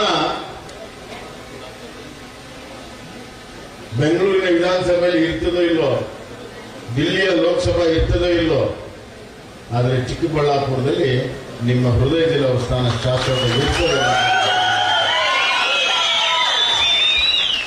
ನಿಮ್ಮ ಗೆಲುವಿನಲ್ಲಿ ಅವ್ರ ಗೆಲುವಿದೆ, ಅವರ ಗೆಲುವಿನಲ್ಲಿ ನಿಮ್ಮ ಗೆಲುವಿದೆ. ಪ್ರಜಾಪ್ರಭುತ್ವದಲ್ಲಿ ಯಾವಾಗ ರಾಜ್ಯ ಶಕ್ತಿ ಮತ್ತು ಜನಶಕ್ತಿ ನಡುವೆ ಸಂಘರ್ಷ ಆಗ್ತದೋ ಆವಾಗ ಜನಶಕ್ತಿನೇ ಗೆದ್ದಿದೆ ಹೊರತಾಗಿ ರಾಜ್ಯ ಶಕ್ತಿ ಅಲ್ಲ. ಪಾಪ ಇವತ್ತಿನ ನಿಮ್ಮ ಶಾಸಕರಿಗೆ ಅದು ಗೊತ್ತಿಲ್ಲ. ರಾಜ್ಯಶಕ್ತಿ ಶಾಶ್ವತವಾಗಿರ್ತದೆ, ರಾಜ್ಯಶಕ್ತಿಯೂ ಸರ್ವಸ್ವ ಅನ್ನುವಂಥ ಭಾವನೆಯಲ್ಲಿ ಅವರಿದ್ದಾರೆ. ಜನಶಕ್ತಿಯ ಮುಂದೆ ಎಂತಿಂತ ರಾಜ್ಯಶಕ್ತಿಯು ಕೂಡ ಉರುಳು ಹೋಗಿರೋದನ್ನು ನಾವು ನೋಡಿದ್ದೇವೆ. ರಾಜ ಮಹಾರಾಜರು ಹೋದ ಮೇಲೆ ಆಧುನಿಕವಾಗಿ ಪ್ರಜಾಪ್ರಭುತ್ವದ ಹೆಸರಿನಲ್ಲಿ ಹೊಸ ರಾಜ ಮಹಾರಾಜರು ಬಂದಂತಹ ಸಂದರ್ಭದಲ್ಲಿ ಈ ವ್ಯವಸ್ಥೆ ಅವರನ್ನ ಬುಡಮೇಲು ಮಾಡಿದಂತಹ ಸಂದರ್ಭದಲ್ಲಿ ಎಮರ್ಜೆನ್ಸಿಯನ್ನು ಹಾಕಿದವರು ಕಾಂಗ್ರೆಸ್ ಪಕ್ಷ. 75 ವರ್ಷದಲ್ಲಿ ಸಂವಿಧಾನಕ್ಕೆ ಅತಿ ಹೆಚ್ಚು ಸಂವಿಧಾನಕ್ಕೆ ದ್ರೋಹವನ್ನು ಮಾಡಿರುವಂತದ್ದು ಕಾಂಗ್ರೆಸ್ ಪಕ್ಷ. ಆದರೆ ಜನ ಏನ್ ಮಾಡಿದ್ರು ಆ ಸಂಘರ್ಷದಲ್ಲಿ?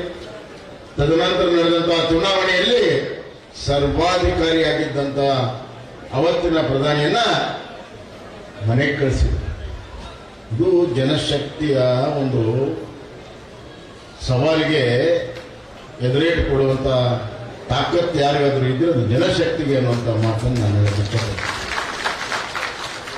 ಈ ಲೋಕಸಭಾ ಯಾಕೆ ಹೇಳ್ತಾ ಇದ್ದೀರಿ ಅಂದ್ರೆ, ಎರಡು ಕಾರಣ ಇದೆ. ಈ ಲೋಕಸಭಾ ಚುನಾವಣೆ ನಮ್ಮ ಪಕ್ಷದ ಶಾಸಕರಿರಲಿಲ್ಲ. ನಮ್ಮ ದೊಡ್ಡಬಳ್ಳಾಪುರದ ಹೀರೋ ಕಡಿಯಪ್ಪ, ನಂದೊಂದು ಬೇರೆ ಹೆಸರಿದೆ ಅವನಿಗೆ. ನೀವು ಅಮೆರಿಕನ್ ರಿಟರ್ನ್ ಹೀರೋ, ಅವನೊಂದು ಬಿಟ್ಟರೆ ಮತ್ತೆ ಯಾರಿರಲಿಲ್ಲ. ಯಾಕನ ಯಲಹಂಕ ನಮ್ಮ ವಿಶ್ವನಾಥ್ ಅವರದ್ದು. ಆದ್ರೆ ಮಿಕ್ಕಿದ ಕಡೆ ಇರಲಿಲ್ಲ. ಅವರೆಲ್ಲ ಏನ್ ಅನ್ಕೊಂಡ್ರೆ ನಮ್ಮೆಲ್ಲ ಶಾಸಕರಿಂದ ನಾವು ಬಂದ್ಬಿಡ್ತೀವಿ, ಬಂದ್ಬಿಡ್ತೀವಿ, ಹಣ ಖರ್ಚು ಮಾಡಿದ್ರೆ ಬಂದ್ಬಿಡ್ತೀವಿ, ಅಧಿಕಾರ ಇದೆ ಬಂದು ಬಿಡ್ತೀವಿ, ವಿಧಾನಸಭೆ ಚುನಾವಣೆಗೆ 1 ವರ್ಷ ಆಗಿದೆ, ಗ್ಯಾರಂಟಿಗಳು ಕೊಟ್ಟಿದ್ದೇವೆ, ನಾವು ಬಂದು ಬಿಡ್ತೀವಿ. ಎಲ್ಲಿ ಬಂದ್ರು? ಬರಲಿಲ್ಲ, ಮನೆಗೆ ಹೋದ್ರು ಅವರೆಲ್ಲ. ಈ ಚುನಾವಣೆಯು ಕೂಡ ರಾಜ್ಯ ಶಕ್ತಿ ಮತ್ತು ಜನಶಕ್ತಿಯ ನಡುವೆ ಸಂಘರ್ಷ. ಆ ಸಂಘರ್ಷದಲ್ಲಿ ಜನಶಕ್ತಿ ಗೆದ್ದಿದೆ. ಸುಧಾಕರ್ ಅವರು ಜನಶಕ್ತಿಯನ್ನ ಉಪಯೋಗ ಮಾಡಿಕೊಂಡು ಇವತ್ತು ಜನಶಕ್ತಿಗೆ ಜಯವನ್ನು ತಂದುಕೊಟ್ಟವರು ನಮ್ಮ ಡಾಕ್ಟರ್ ಸುಧಾಕರ್ ಅವರು ಅನ್ನೋಂಥ ಮಾತನ್ನು ನಾನು ಮೊನ್ನೆ ಪಾರ್ಲಿಮೆಂಟ್ ನಾನು ನೋಡಿದೆ.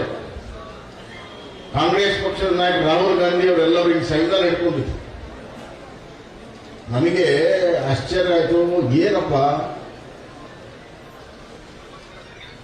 ನಾವು ಹಿಂದಿಯಲ್ಲಿ ಒಂದು ಮಾತಿದೆ, ಉಲ್ಟಾ ಚೋರ್ ಕೊತವಾಲ್ ಕೂಡ ದಾಂಡ ಅಂತ. ಅಂದ್ರೆ ಕಳ್ಳ ಪೊಲೀಸನಿಗೆ ಪಾಠ ಹೇಳಿದ ಅಂತ. ಸಂವಿಧಾನಕ್ಕೆ ದ್ರೋಹ ಮಾಡಿ ಸಂವಿಧಾನವನ್ನ ತಿರುಚಿ ಎಮರ್ಜೆನ್ಸಿಯನ್ನ ತಂದು ಎಲ್ಲಾ ವಿರೋಧ ಪಕ್ಷದವ್ರನ್ನ ಜೈಲಿಗೆ ಹಾಕಿ ಎಲ್ಲಾ ಪ್ರೆಸ್ಗಳ ಅಧಿಕಾರವನ್ನ ಮೊಟಕುಗೊಳಿಸಿ ಎಲ್ಲ ವ್ಯಕ್ತಿಯ ಸ್ವತಂತ್ರವನ್ನ ಹರಣ ಮಾಡಿ ಇಡೀ ದೇಶದಲ್ಲಿ ಅಲ್ಲೋಲ ಕಲ್ಲೋಲವನ್ನು ಮಾಡಿದಂತ ಕಾಂಗ್ರೆಸ್ ಸಂವಿಧಾನವನ್ನು ಹಿಡ್ಕೊಳ್ತಾರೆ ಅಂತಂದ್ರೆ ಎಷ್ಟು ವಿಪರ್ಯಾಸ, ಎಷ್ಟು ವಿಪರ್ಯಾಸ. ಆದ್ರಿಂದ ಬಂಧುಗಳೇ, ಇಲ್ಲಿನೂ ಕೂಡ ನಡೆದಿರೋದು ಅದೇ ಸಂಘರ್ಷ. ಆ ಸಂಘರ್ಷದಲ್ಲಿ ಸುಧಾಕರ್ ಅವರು ಗೆದ್ದಿರುವಂತದ್ದು ಅದು ಜನಶಕ್ತಿಯ ಪ್ರಭಾವ. ಜನಶಕ್ತಿ ಹೆಂಗ್ ಬಂತು? ಅವ್ರು ಮಾಡಿರುವಂತಹ ಕೆಲಸ ಕಾರ್ಯಗಳು ಚಿಕ್ಕಬಳ್ಳಾಪುರಕ್ಕೆ ಅಷ್ಟೇ ಅಲ್ಲ, ಇಡೀ ಜಿಲ್ಲೆಗೆ ಮಾಡಿದ್ರು ಜಿಲ್ಲಾ ಉಸ್ತುವಾರಿ ಸಚಿವರಾಗಿ. ಆ ಕೆಲಸ ಕಾರ್ಯಗಳು ಇವತ್ತು ಕೈ ಹಿಡಿದಿದೆ. ಜೊತೆಗೆ ಇವತ್ತು ಬಹಳ ದೊಡ್ಡ ಪ್ರಮಾಣದ ಒಂದು ಗೆಲುವಿನ ಒಂದು ರೂವಾರಿಗಳಾಗಿ ಜೆಡಿಎಸ್ನ ಎಲ್ಲ ನಮ್ಮ ನಾಯಕರು, ಸನ್ಮಾನ್ಯ ನನ್ನ ನೆಚ್ಚಿನ ನಾಯಕರು, ಮಾಜಿ ಪ್ರಧಾನಮಂತ್ರಿಗಳು ಹಿರಿಕರಾದಂಥ ಸನ್ಮಾನ್ಯ ಶ್ರೀ ಎಸ್ ಟಿ ದೇವೇಗೌಡರ ಆಶೀರ್ವಾದ, ಕುಮಾರಸ್ವಾಮಿ ಅವರ ಮಾರ್ಗದರ್ಶನ, ಬೆಂಬಲ ಮತ್ತು ಇಲ್ಲಿ ಸ್ಥಳೀಯವಾಗಿ ಮುನಿಯಪ್ಪ ಅವರೆಲ್ಲರೂ ಸೇರಿ ಗಟ್ಟಿಯಾಗಿ ನಿಂತು ಮಾಡಿದ್ದಾರೆ.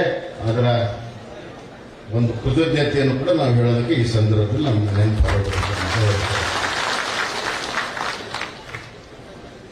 ಬಂಧುಗಳೇ, ಹೆಂಗಿರ್ತಿದೆ ನೋಡಿ ಋಣಾನುಬಂಧ ಅಂತ. ಋಣಾನುಬಂಧ ಕೇವಲ ಮನೆಯಲ್ಲಿರೋದಿಲ್ಲ, ಜನರ ಜೊತೆಗೂ ಒಂದು ಸಂಬಂಧ ಇರ್ತದೆ, ಋಣಾನುಬಂಧ ಇರ್ತದೆ. ಅದೆಷ್ಟು ದೊಡ್ಡ ಋಣಾನುಬಂಧ ಇದೆಯೋ, ಎಷ್ಟು ಪ್ರೀತಿ ವಿಶ್ವಾಸ ಇದೆಯೋ, ಮತ್ತೆ ನೀವು ಸುಧಾಕರ್ ಅವರನ್ನ ಎಳೆದು ತಂದು ಇವತ್ತು ಚಿಕ್ಕಬಳ್ಳಾಪುರ ಸಮೇತವಾಗಿರುವಂತಹ ಲೋಕಸಭಾ ಕ್ಷೇತ್ರದಲ್ಲಿ ಆಯ್ಕೆ ಮಾಡಿದ್ದಾರೆ. ಕೇವಲ ಲೋಕಸಭಾ ಕ್ಷೇತ್ರ ಅಭಿವೃದ್ಧಿ ಅಲ್ಲ, ಈ ಭಾಗದಲ್ಲಿ ನೀವು ಸಮಗ್ರ ಅಭಿವೃದ್ಧಿಯನ್ನ ಮಾಡಬೇಕು. ಶಾಶ್ವತವಾದ ಕುಡಿಯೋ ನೀರಿನ ವ್ಯವಸ್ಥೆ ಆಗಬೇಕು, ಹೈನುಗಾರಿಕೆ ಹೆಚ್ಚಾಗಬೇಕು, ಕೈಗೆ ಉದ್ಯೋಗಗಳು ಸಿಗಬೇಕು. ಬೆಂಗಳೂರಿಗೆ ಹತ್ತಿರ ಇರುವಂತಹ ಈ ಕ್ಷೇತ್ರ ಬೆಂಗಳೂರಿನ ಅಭಿವೃದ್ಧಿಗೆ ಪೂರಕವಾಗಿ ಇದು ಕೂಡ ಬೆಳಿಬೇಕು.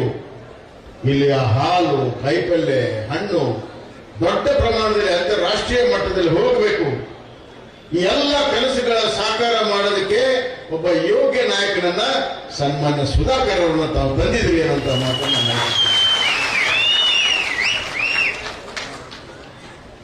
ನಾವು ಅಶೋಕಣ್ಣ ಸರಿಯಪ್ಪ ಹೇಳ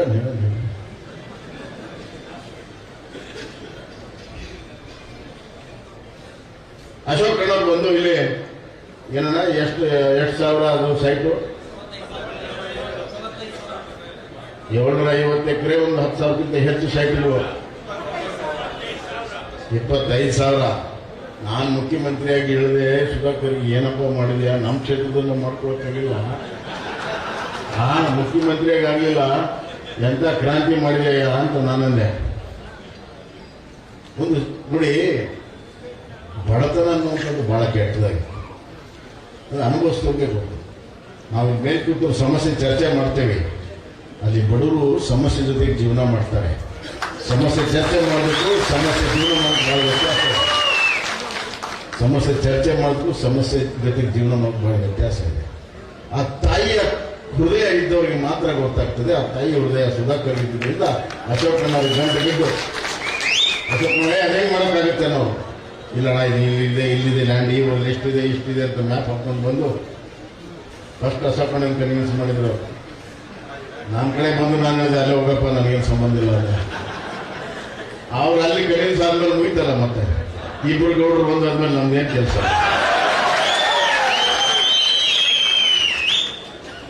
ನಾವು ಎಸ್ ಅಲ್ಲೇಬೇಕು, ಎಸ್ ಅಲ್ಲಿ. ಆದರೆ ಒಂದು ನಾನು ಯೋಚನೆ ಮಾಡಿದೆ, ಬಡತನಕ್ಕೆ ಅತಿ ಮುಖ್ಯವಾಗಿ ಬಡತನದ ಸ್ವಾಭಿಮಾನವನ್ನ ಉಳಿಸೋ ಸಲುವಾಗಿ, ಆ ಬದುಕಿನ ಸ್ವಾಭಿಮಾನ ಉಳಿಸೋ ಸಲುವಾಗಿ ಒಂದು ನೆರಳು ಬೇಕು ಮುಖ್ಯವಾಗಿ. ಇದು ಬಹಳ ಅವಶ್ಯಕತೆ ಇದೆ. ಆ ಕೆಲಸವನ್ನ ಇವತ್ತು ಅದಕ್ಕೆ ಭದ್ರ ಬುನಾದಿನ ಹಾಕಿದ್ದು ಸುಧಾಕರ್. ಬಡತನದ ತೊಂದರೆಯನ್ನ ಅರ್ಥ ಮಾಡಿಕೊಂಡು 22,000 ಜನರಿಗೆ ಬದುಕನ್ನ ಕೊಡ್ತಾ ಇದ್ದೀರಿ, ನೆರಳನ್ನ ಕೊಡ್ತಾ ಇದ್ದೀರಿ. ಅವರಿಗೆ ಕೇವಲ ಬದುಕು ನೆರಳು ಅಷ್ಟೇ ಅಲ್ಲ, ಅವರಿಗೊಂದು ಸ್ವಾಭಿಮಾನದ ಒಂದು ಜೀವನವನ್ನು ಕೊಡ್ತಾ ಇದ್ದೀರಿ. ಯಾರಿಗೆ ಮನೆ ಇಲ್ಲ ಅವರು ಸ್ವಾಭಿಮಾನ ಇರಕ್ಕೆ ಸಾಧ್ಯನೇ ಇಲ್ಲ. ಸ್ವಾವಲಂಬನೆ ಆಗಬೇಕಾದ್ರೂ ಕೂಡ ಮನೆ ಬೇಕು, ಸ್ವಾಭಿಮಾನ ಬದುಕಬೇಕಾದ್ರೂ ಮನೆ ಬೇಕು. ಆ ಕೆಲಸವನ್ನು ತಾವು ಮಾಡಿದ್ರಿ, ಆ ಪುಣ್ಯ ನಿಮಗೆ ಸಿಗ್ತದೆ. ಫೋಟೋ ಯಾರಾದ್ರೂ ಹಚ್ಕೊಳ್ಳಿ, ತಲೆ ಕೆಡಿಸ್ಕೋಬೇಡಿ. ನಾನು ಆಗಲೇ ಹೇಳಿದ್ದೀನಿ ನಿಮ್ಗೆ, ಜನರ ಹೃದಯದಲ್ಲಿ ನಿಮ್ಮ ಫೋಟೋ ಇದೆ, ಯಾಕೆ ತಲೆ ಕೆಡಿಸ್ಕೊಳ್ತೀವಿ? ಅದು ಅಧಿಕಾರ ಇದೆ ಅಂತ ಅವ್ರು ಯಾವುದೋ ಹಾಳಿ ಮೇಲೆ ಫೋಟೋ ಹಚ್ಕೊಳ್ತಾರೆ, ಆ ಅಧಿಕಾರ ಹೋದ್ಮೇಲೆ ಇನ್ನೊಬ್ರು ಬರ್ತಾರೆ, ಅವ್ರು ಹಚ್ತಾರೆ. ಆದ್ರೆ ಸ್ಟ್ರಾಂಗ್ ಫೆವಿಕೋಲ್ ಆಗಿ ಹೃದಯದಲ್ಲಿ ಕೂತಿದ್ದು ಸುಧಾಕರ್. ಹೀಗಾಗಿ ನಾನು ನಿಮ್ಮ ಬೆಂಬಲವನ್ನು ಹೇಳಕ್ಕೆ ಇಚ್ಛೆ ಪಡ್ತೇನೆ. ಅದರ ಬಗ್ಗೆ ತಲೆ ಕೆಡಿಸ್ಕೋಬೇಡಿ. ಪ್ರಾಂಜಲ ಮನಸ್ಸಿನಿಂದ ಜನರ ಕೆಲಸ ಮಾಡೋಣ. ಒಮ್ಮೊಮ್ಮೆ ಹಿಡಿತಾರೆ ಕೈ, ಒಮ್ಮಿಲ್ಲ. ಅವರು ನೋಡ್ತಾರೆ, ಟೆಸ್ಟ್ ಮಾಡ್ತಾರೆ. ನಮ್ಮ ಚಿಕ್ಕಬಳ್ಳಾಪುರ ಜನ ಟೆಸ್ಟ್ ಮಾಡಿದ್ರು. ಡಾಕ್ಟರ್ಗಿಂತ ಡಾಕ್ಟರ್ ಮಾಡೋರು ಒಂದು ಸತಿ ಚಾನ್ಸ್ ಕೊಡೋಣ. ಆದ್ರೆ 1 ವರ್ಷದಲ್ಲೇ ಗೊತ್ತಾಯ್ತು, ಡಾಕ್ಟರ್ ಇದ್ರೆ ಹೆಂಗೆ ಚಿಕಿತ್ಸೆ ಸಿಗ್ತದೆ, ಇಲ್ಲದ್ರೆ ಹೆಂಗೆ ಆಗುತ್ತೆ ಅನ್ನೋದನ್ನ ಒಂದೇ ವರ್ಷದಲ್ಲಿ ಗೊತ್ತಾಗಿ ಸುಧಾರಣೆಗೆ ಅವಕಾಶ ಸಿಕ್ತು. ದೊಡ್ಡ ಪ್ರಮಾಣದಲ್ಲಿ ನೀರು ಕೊಟ್ಟು ಮಾಡಿಸ್ಕೊಂಡು ನಿಮಗೆ ಹೃದಯಪೂರ್ವಕವಾದಂಥ ಅಭಿನಂದನೆ, ಧನ್ಯವಾದಗಳನ್ನು ಹೇಳುತ್ತೇವೆ. ಮೆಡಿಕಲ್ ಕಾಲೇಜು ಇಲ್ಲಿ ಇದ್ದದನ್ನ ತಗೊಂಡು ಹೋದ್ರು, ಕನಕಪುರಕ್ಕ ರಾಮನಗರ ತಗೊಂಡು ಹೋದ್ರು. ಅದಕ್ಕೆ ಒಂದು ದೊಡ್ಡ ಛಲ ಮಾಡಿ ನನ್ನ ರಾಜಕೀಯ ಜೀವನವನ್ನೇ ಅಡಗಿಟ್ಟು, ರಾಜಕೀಯ ಜೀವನವನ್ನೇ ಯಾರು ಅಡ ಹಿಡಿದಲ್ರಿ, ಹಂಗೆ ಅಡ್ಜಸ್ಟ್ ಮಾಡ್ಕೊಂಡು ಹೋಗ್ತಿರ್ತಾರೆ, ತಮ್ಮ ಸ್ಥಾನವನ್ನು ಅಷ್ಟೇ ನೋಡ್ತಿರ್ತಾರೆ. ಆದರೆ ಸುಧಾಕರ್ಗೆ ಒಂದು ನಮ್ಮನೆ ಹುಚ್ಚು. ಯೋಚನೆ ಮಾಡಂದೆ ನಾನು, ಯೋಚನೆ ಮಾಡಪ್ಪ ರಾಜೀನಾಮೆ ಕೊಡೋಕ್ಕಿಂತ ಮುಂಚೆ ಅಂದೆ, ಇಲ್ಲ ನನ್ನ ಮೆಡಿಕಲ್ ಕಾಲೇಜ್ ಅವಮಾನ ಆಗಿದೆ, ನಾನು ಮೆಡಿಕಲ್ ತರೋದಕ್ಕೆ ಸರ್ಕಾರ ತರ್ತೇನೆ, ಮೆಡಿಕಲ್ ಕಾಲೇಜ್ ತೋರಿಸ್ತೇನೆ ಅಂತ ಹೇಳಿ ಆ ಕೆಲಸವನ್ನ ತಾವು ಮಾಡಿದ್ವಿ. ನಾನು ಮುಖ್ಯಮಂತ್ರಿ ಆದ್ಮೇಲೆ ಅಂತೂ ಅದಕ್ಕೆ ಬಹಳ ಸ್ಪೀಡ್ ಕೊಟ್ರಿ. ಹೆಚ್ಚು ಕಮ್ಮಿ ಜಿಲ್ಲೆಗೆ ನೀವೇ ಇದ್ರಿ. ಈಗ ಆ ಮೆಡಿಕಲ್ ಕಾಲೇಜ್ ಪೂರ್ಣ ಪ್ರಮಾಣದಲ್ಲಿ ಪ್ರಾರಂಭ ಮಾಡಕ್ಕಾಗಿಲ್ಲ.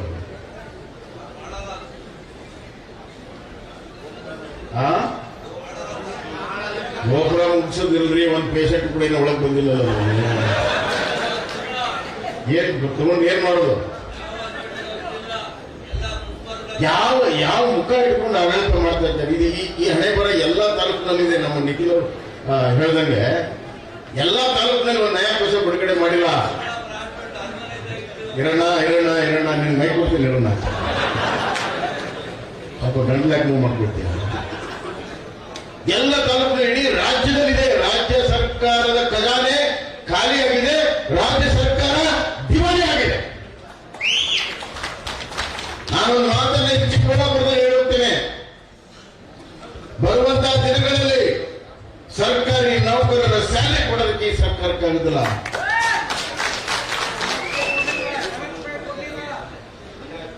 ಸೆವೆಂತ್ ಪೇ ಕಮಿಷನ್ ಏನು ಚುನಾವಣೆಗಿಂತ ಮುಂಚೆ ಹೇಳಿದ್ದು 7th ಪೇ ಕಮಿಷನ್. ಆಮೇಲೆ ಏನಪ್ಪ ಅದು ETP OTP ಏನದು OPS NPS OPS ಅದ್ರ ಆ ಶಬ್ದನೇ ಬಿಟ್ಬಿಟ್ರೆ ಸಿದ್ದರಾಮಯ್ಯ ಅವರು. NPS OPS ಬಿಟ್ಟೇ ಬಿಟ್ಟಿದ್ದಾರೆ. OPS ಮಾಡ್ತೇವೆ ಅಂತ ಹೇಳಿದ್ರು, ಬಿಟ್ಟೇ ಬಿಟ್ಟಿದ್ದಾರೆ. ಅದು ಬಿಡಿ, ಸರ್ಕಾರಿ ನೌಕರರಿಗೆ ನಾಮ ಹಚ್ಚಿದ್ದಾರೆ. ಸರ್ಕಾರಿ ನೌಕರರಿಗೆ ಮೂಗ ತುಪ್ಪ ಹಚ್ತಾ ಇದ್ದಾರೆ. ನಾನು ನೋಡ್ತಾ ಇದ್ದೀನಿ, ಸರ್ಕಾರಿ ನೌಕರು ನಾವಿದ್ದಾಗ ಏನೋ ಇದಾಗಲೇಬೇಕು ಅಂತ ಏನು ಒಂದು ಸ್ಟ್ರೈಕ್ ಮಾಡಿದ್ರಿ. ಈಗ ಒಂದು ತಾಸು ಸ್ಟ್ರೈಕ್ ಮಾಡಪ್ಪ, ದಯವಿಟ್ಟು ಮಾಡಬೇಕಲ್ಲ. ಅವತ್ತಿನಿಂದ ರಿಟ್ರಾಸ್ಪೆಕ್ಟಿವ್ ಸ್ಯಾಲರಿ ಕೊಡಬೇಕು, ನಮ್ಮ ಡಿಮಾಂಡ್, ನಮ್ಮ ಒತ್ತಡ. ಮತ್ತೆ ರೈತರನ್ನಂತೂ ಸಂಪೂರ್ಣವಾಗಿ ರೈತಾಪಿ ವರ್ಗವನ್ನು ನಾಶ ಮಾಡಿದೆ. ಬರಗಾಲ ಬಿತ್ತು, ಭೀಕರ ಬರಗಾಲ. ಒಂದು ನಯ್ಯಾ ಪೈಸಾ ಪರಿಹಾರ ಕೊಡ್ಲಿಲ್ರಿ, ಒಂದು ಬೋರ್ವೆಲ್ ಹಾಕ್ಸ್ಲಿಲ್ಲ. ಇಂಥ ಸರ್ಕಾರ, ಇಂಥ ಕೆಟ್ಟ ಸರ್ಕಾರವನ್ನು ನನ್ನ ಜೀವನದಲ್ಲಿ ನಾನು ನೋಡಿಲ್ಲ.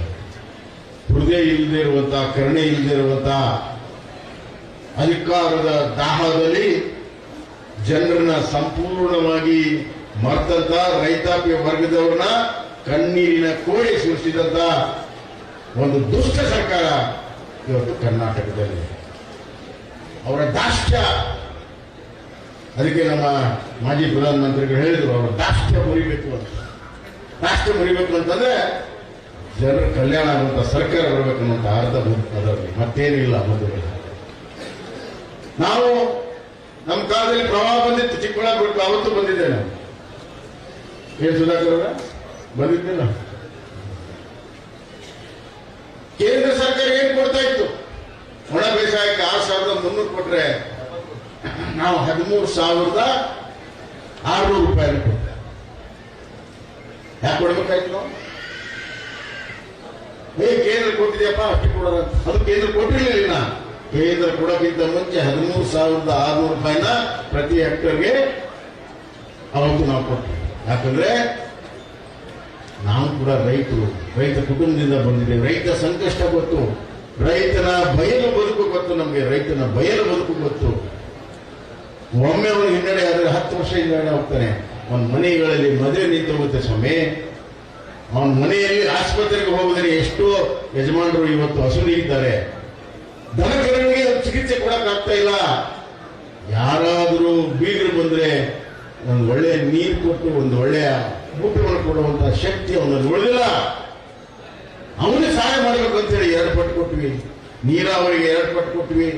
ತೋಟಗಳಿಗೆ 28,000 ಕೊಟ್ವಿ. ಈ ಸರ್ಕಾರ, ಕೇಂದ್ರ ಸರ್ಕಾರ ಏನು ಕೊಟ್ಟಿದೆ ಅದನ್ನು ಕೂಡ ಪೂರ್ಣ ಕೊಟ್ಟಿಲ್ಲ. ಇವರು ಅದರಲ್ಲಿಯೂ ಕೂಡ ಇಟ್ಕೊಳ್ತಾ ಇದ್ದಾರೆ. ನಾವು ರೈತ ಮಕ್ಕಳಿಗೆ ವಿದ್ಯಾರ್ಥಿ ವೇತನ ಕೊಟ್ವಿ. ರೈತರ ಮಕ್ಕಳಿಗೆ ವಿದ್ಯೆ ಕಲಿತು ಅವರು ಬೇರೆ ಬೇರೆ ವೃತ್ತಿಯಲ್ಲಿ ಮುಂದೆ ಬರಬೇಕು. ಆದ್ರೆ ಇವರು ಒಂದು ನಯಾ ಪೈಸಾ ಅದನ್ನು ಕೊಡ್ಲಿಲ್ಲ, ಎಲ್ಲ ಬಂದ್ ಮಾಡಿದ್ರು. ನೇಕಾರ ಮಕ್ಕಳಿಗೆ ಕೊಟ್ವಿ ವಿದ್ಯಾರ್ಥಿ ವೇತನ, ಅದನ್ನ ನಿಲ್ಸಿದ್ರು. ಮೀನುಗಾರ ಮಕ್ಕಳಿಗೆ ಕೊಟ್ವಿ, ಅದನ್ನ ನಿಲ್ಸಿದ್ರು. ಬೇರೆ ಬೇರೆ ಕಸಿಬ್ನಲ್ಲಿರುವಂತಹ ಮಕ್ಕಳಿಗೆ ವಿದ್ಯಾರ್ಥಿ ವೇತನ ಕೊಟ್ವಿ, ಅದನ್ನ ನಿಲ್ಸಿದ್ರು. ಯಾವ ಕೆಲಸವನ್ನ ಮಾಡಿದ್ದಾರೆ ಇವರು? ಯಾರಿಗಾಗಿ ಮಾಡಿದ್ದಾರೆ? ಯಾರಿಗಾಗಿ ಸರ್ಕಾರ ಇದೆ? ಕೇವಲ ಮುಖ್ಯಮಂತ್ರಿ ಆಗೋದಕ್ಕ ಅಥವಾ ಡೆಪ್ಯೂಟಿ ಸಿಎಂ ಆಗೋದಕ್ಕ ಅಥವಾ ಮಂತ್ರಿಗಳಾಗೋದಕ್ಕೆ ಸರ್ಕಾರ ಇದೆಯಾ? ಜನರಲ್ಲಿ ಸಂಕಷ್ಟದಲ್ಲಿದ್ದಾರೆ. ಇವರು ನಾನು ಮುಖ್ಯಮಂತ್ರಿಯಾಗಿ ಹೆಂಗ್ ಉಳಿಬೇಕು, ಇನ್ನೊಬ್ರು ನಾನು ಮುಖ್ಯಮಂತ್ರಿಯಾಗಿ ಆಗಬೇಕು, ಇದೇ ಚರ್ಚೆ. ಜನರು ರೋಸ್ ಹೋಗಿದ್ದಾರೆ. ನಿಮ್ಮ ಕುರ್ಚಿಯ ಚರ್ಚೆ ಬೇಕಾಗಿಲ್ಲ ಸ್ವಾಮಿ. ನಮ್ಮ ಬದುಕನ್ನು ಉಳಿಸುವಂತಹ ಚರ್ಚೆ ವಿಧಾನಸಭೆಯ ಒಳಗಡೆ ಹೊರಗಡೆ ಸರ್ಕಾರದ ನಿರ್ಣಯಗಳಲ್ಲಿ ಆಗಬೇಕು ಬಂಧುಗಳೇ. ಆದ್ರಿಂದ ನಾನು ಸುಧಾಕರ್ಗೆ ಒಂದು ವಿನಂತಿಯನ್ನು ಮಾಡ್ತೀನಿ. ನೀವು ಲೋಕಸಭಾ ಸದಸ್ಯರಿರಬಹುದು, ಅಲ್ಲಿ ನಿಮ್ಮ ಕರ್ತವ್ಯವನ್ನು ಮಾಡಿ. ಇನ್ನೊಂದು ಬಹಳ ಒಳ್ಳೆಯ ಒಂದು ಶುಭ ಸೂಚನೆ, ಅವರು ಪ್ರಧಾನಮಂತ್ರಿ ಮತ್ತು ನಮ್ಮ ಗೌರವಾನ್ವಿತ ರಾಷ್ಟ್ರಪತಿಗಳನ್ನ ಗೌರವದ ಪ್ರಧಾನಮಂತ್ರಿ ಭೇಟಿಯಾಗೋದು ಅಷ್ಟೇ ಅಲ್ಲ, 18ನೆಯ ಲೋಕಸಭೆಯ ಮೊದಲನೆಯ ಪ್ರಶ್ನೆಗೆ ಮೊದಲನೆಯ ಈ ಸರ್ಕಾರದ ಉತ್ತರ ಚಿಕ್ಕಬಳ್ಳಾಪುರ ಸಂಸತ್ ಸದಸ್ಯ ಸುಧಾಕರ್ ಅವರ ಪ್ರಶ್ನೆಗೆ ಸರ್ಕಾರ ಉತ್ತರ ಕೊಡ್ತಾರೆ.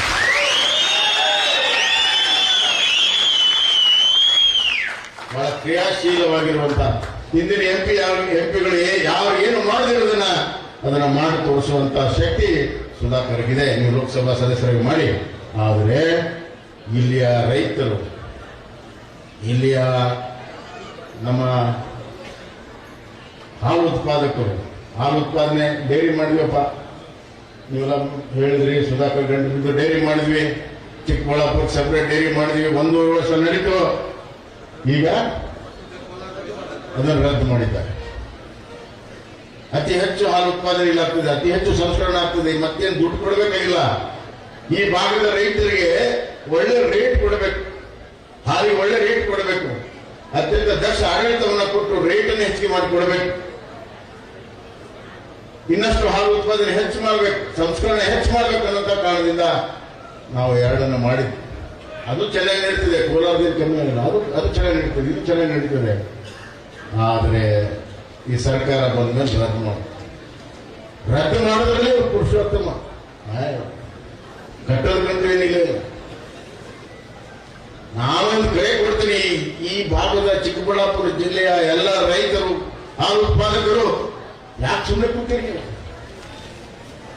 ನಿಮಗೆ ನಿಮ್ಮದೇ ಆದಂತ ಡೈರಿ ಒಕ್ಕೂಟ ಬೇಕಾಗಿಲ್ವಾ? ನಿಮ್ದೇ ಆದ ಆಡಳಿತ ಬೇಕಾಗಿಲ್ವಾ? ನಿಮ್ಮ ರೈತರಿಗೆ ಹೆಚ್ಚು ಕೊಡೋದು ಬೇಕಾಗಿಲ್ವಾ? ಯಾಕೆ ಸುಮ್ಮನೆ ಕೂತಿದ್ದೀರಿ? ಇದರ ವಿರುದ್ಧ ನೀವು ಚಳವಳಿಯನ್ನ ಮಾಡಬೇಕು. ನಿಮ್ಮ ಹಕ್ಕನ್ನ ನೀವು ಪಡ್ಕೊಳ್ಬೇಕು. ಅದಕ್ಕೆ ಸುಧಾಕರ್ ನಾಯಕತ್ವ ವಹಿಸಬೇಕು. ಅದಕ್ಕೆ ಹೇಳಿದ್ರು, ಕೇವಲ ಲೋಕಸಭಾ ಅಲ್ಲ, ಇಲ್ಲಿನೂ ಕೂಡ ಜನಪರವಾದಂತಹ ಕೆಲಸವನ್ನ ಮುಂದುವರಿಸಬೇಕು ಅನ್ನುವಂತ ಮಾತನ್ನ ಈ ಸಂದರ್ಭದಲ್ಲಿ ಹೇಳಿ, ನಾವು ಬೇಕಾದಷ್ಟಿದ್ದೇವೆ ಮತ್ತು ಮುಂದಿನ ದಿನಗಳಲ್ಲಿ ಬರ್ತೇವೆ. ಏನೋ ಒಂದೇ ಸತ್ತನೆ ಎಲ್ಲ ಹೇಳಬಹುದು ಬೇಕಾಗಿಲ್ಲ, ಇನ್ನೂ ಬೇಕಾದಷ್ಟಿದೆ, ಬಹಳಷ್ಟಿದೆ. ಎತ್ತಿನೊಳೆ ಎಲ್ಲ ರೆಡಿ ಮಾಡಿದ್ವಿ ಸ್ವಾಮಿ. ಪರಮೇಶ್ವರ ರಾಜ ಹೊಡೆದಿದ್ದಾರೆ, ದಯವಿಟ್ಟು ಅವ್ರು ಕೇಳಬೇಕು. 10 ವರ್ಷದಿಂದ ಒಂದೇ ಕೇಳ್ರಿ, ಸರಿಯಾದ ಮಾಹಿತಿ. 10 ವರ್ಷದಿಂದ ನಮ್ಮ ಆತ್ಮೀಯರಾದಂಥ ಪರಮೇಶ್ವರ್ ಅವರು ಅಲ್ಲಿ ಬ್ಯಾರೇಜ್ ಕಟ್ಟೋದಕ್ಕೆ ಸಂಪೂರ್ಣ ಕೋರ್ಟ್ಗೆ ಅಲ್ಲಿ ಅನುಕೂಲ ಮಾಡಿಕೊಟ್ರೆ 1-1.5 ವರ್ಷ ನೀರು ಕೊಟ್ಟಿದೆ. ಅವ್ರು ಮಾಡಕ್ಕೆ ಇಲ್ಲ, ನಾನು ಏನ್ ಮಾಡೋಣ? ಆದ್ರಿಂದ ಎತ್ತಿನೊಳೆ ಹುಟ್ಟಾಕಿದ್ದು ನಾನೇ ಕಣ, ಯಾರಿಗೂ ಗೊತ್ತಿರಲಿಲ್ಲ. ಅವಾಗೆಲ್ಲರೂ ಹೇಳೋದು ನೀರು ಬರಲ್ಲ.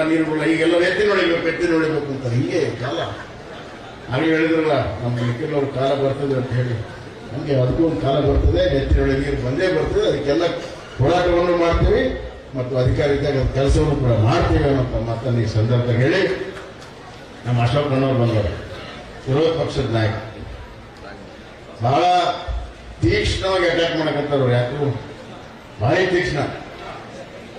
ಇತ್ತೀಚೆಗಂತೂ ಪಾರ್ಲಿಮೆಂಟ್ ಎಲೆಕ್ಷನ್ ಆದ್ಮೇಲಂತೂ ಬಹಳ ತೀಕ್ಷ್ಣ ಮಾಡಕತ್ತಾರ.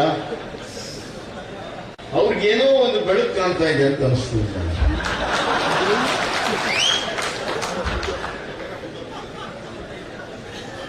ಈ ಸರ್ಕಾರದ ವ್ಯವಸ್ಥೆಯಲ್ಲಿ ಒಂದು ಏನೋ ಬೆಳಕು ನೋಡಕತ್ತಾರ ಅವರು ಅಶೋಕಣ್ಣವರು. ಹಿಂಗಾಗಿ ಸ್ಪೀಡ್ ಹೆಚ್ಚು ಮಾಡಿದ್ದಾರೆ. ಒಳ್ಳೇದು, ಜನರಿಗೆ ಒಳ್ಳೇದಾಗತ್ತೆ. ಅದರಿಂದ ಖಂಡಿತ ಬೆಳಕು ಸಿಗ್ತಿದ್ದಾನ, ಚಿಂತೆ ಮಾಡಬೇಡಿ. ಬರುವಂತಹ ದಿನಗಳಲ್ಲಿ ಬಿಜೆಪಿ ಜೆಡಿಎಸ್ಗೆ ಈ ರಾಜ್ಯದಲ್ಲಿ ಭವಿಷ್ಯ ಇರೋದು. ಉತ್ತರ ಕನ್ನಡ ಇರ್ಬೋದು, ದಕ್ಷಿಣ ಕರ್ನಾಟಕ ಇರ್ಬೋದು, ನಿಜವಾದ ನೈಜವಾದಂತ ಜನಪರವಾಗಿರುವಂತ ಒಂದು ರಾಷ್ಟ್ರೀಯ ಪಕ್ಷ, ಒಂದು ರೀಜನಲ್ ಪಾರ್ಟಿ. ರೀಜನಲ್ ಪಾರ್ಟಿ ಅಂದ್ರೆ ಅದು ಹಂಗ್ ರೀಜನಲ್ ಪಾರ್ಟಿ ಅಲ್ಲ, ಪ್ರಧಾನಮಂತ್ರಿ ಕೊಟ್ಟಂತ ರೀಜನಲ್ ಪಾರ್ಟಿ ಅಲ್ಲ. ಹಿಂಗಾಗಿ ನಿಖಿಲ್, ನಿಮ್ಮ ತಾತವ್ರ ಜೊತೆಗೆ ನನ್ ಬಹಳ ಅತ್ಯಂತ ಕ್ಲೋಸ್ ಒಡನಾಟ. ನಿನ್ಗೆ ಗೊತ್ತಿಲ್ಲ, ನೀನು ಕಾಲೇಜ್ನಲ್ಲಿದ್ದೋ ಹೈಸ್ಕೂಲಲ್ಲಿದ್ದೋ ಗೊತ್ತಿಲ್ಲ. ಇರಪ್ಪ ನೀನು ಅದೇ ಅಂತ ಗೊತ್ತಿಲ್ಲ ನಿಮ್ಗೆ. ದೇಶ್ ಪಟೇಲ್ರಿಂದ ಈ ಕಡೆ ಬಂದೆ ಗೊತ್ತಿದೆ. ಅತ್ಯಂತ ನಾವು ಏನಾದ್ರು ರಾಜಕೀಯ ಹಲವಾರು ವಿಚಾರಗಳು ಮತ್ತು ಜನಪರ ಹೋರಾಟಗಳನ್ನ ಕಲ್ತಿರುವಂಥದ್ದು ಅವರ ಗರಡಿ. ಹೀಗಾಗಿ ನಾವು ಯಾವುದೇ ಮುಖಾಮುಖಾಜಿಲ್ಲದೆ ಕೆಲಸವನ್ನು ನಾವು ಮಾಡ್ತೀವಿ, ಧೈರ್ಯದಿಂದ ಕೆಲಸವನ್ನು ಮಾಡ್ತೀವಿ, ಜನಪರವಾಗಿರುವಂಥ ಕೆಲಸವನ್ನು ನಾವು ಮಾಡ್ತೀವಿ. ಚಿಕ್ಕಬಳ್ಳಾಪುರದ ಜನ ಅಂತ ಅವಕಾಶವನ್ನು ಮಾಡಿಕೊಟ್ಟಿದ್ದೀರಿ, ಅಂತ ಒಂದು ವೇದಿಕೆಯನ್ನು ಸೃಷ್ಟಿ ಮಾಡಿಕೊಟ್ಟಿದ್ದೀರಿ.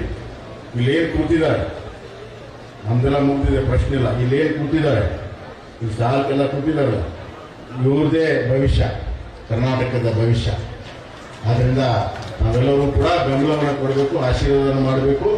ನಿಮಗೆ ಈಗ ಬೆಂಬಲ ಕೊಟ್ಟಿದ್ದಕ್ಕೆ ಮತ್ತೊಮ್ಮೆ ಕೋಟಿ ಕೋಟಿ ನಮನಗಳನ್ನು ಸಲ್ಲಿಸಿ, ಅಭಿನಂದನೆ ಸಲ್ಲಿಸಿ ನನ್ನ ಮಾತನ್ನು ಮುಗಿಸ್ತೇನೆ. ಧನ್ಯವಾದ.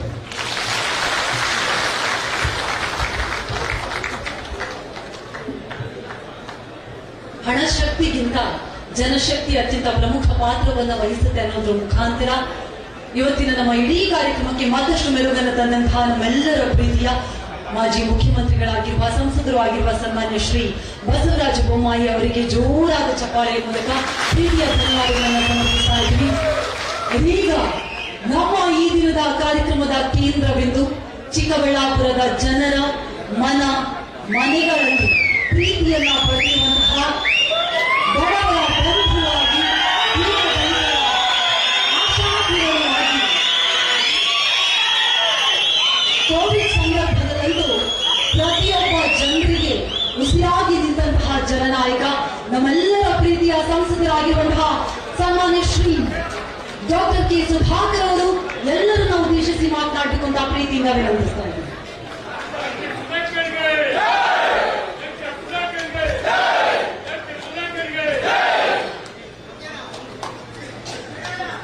बोलो भारत माता की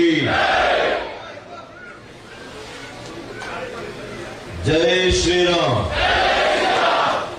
ಮಾನ್ಯ ನರೇಂದ್ರ ಮೋದಿ ಅವರಿಗೆ, ಮಾನ್ಯ ಬಸವರಾಜ ಬೊಮ್ಮಾಯಿ ಅವರಿಗೆ, ಮಾನ್ಯ ಆರ್ ಅಶೋಕಣ್ಣ ಅವರಿಗೆ, ನಿಖಿಲ್ ಕುಮಾರಸ್ವಾಮಿ ಅವರಿಗೆ, ಧೀರಜ್ ಅವರಿಗೆ, ಎಲ್ಲ ವೇದಿಕೆ ಮೇಲೆ ಉಪಸ್ಥಿತರಿರ್ತಕ್ಕಂಥ ನನ್ನ ಆತ್ಮೀಯ ಮುಖಂಡರುಗಳಿಗೆ,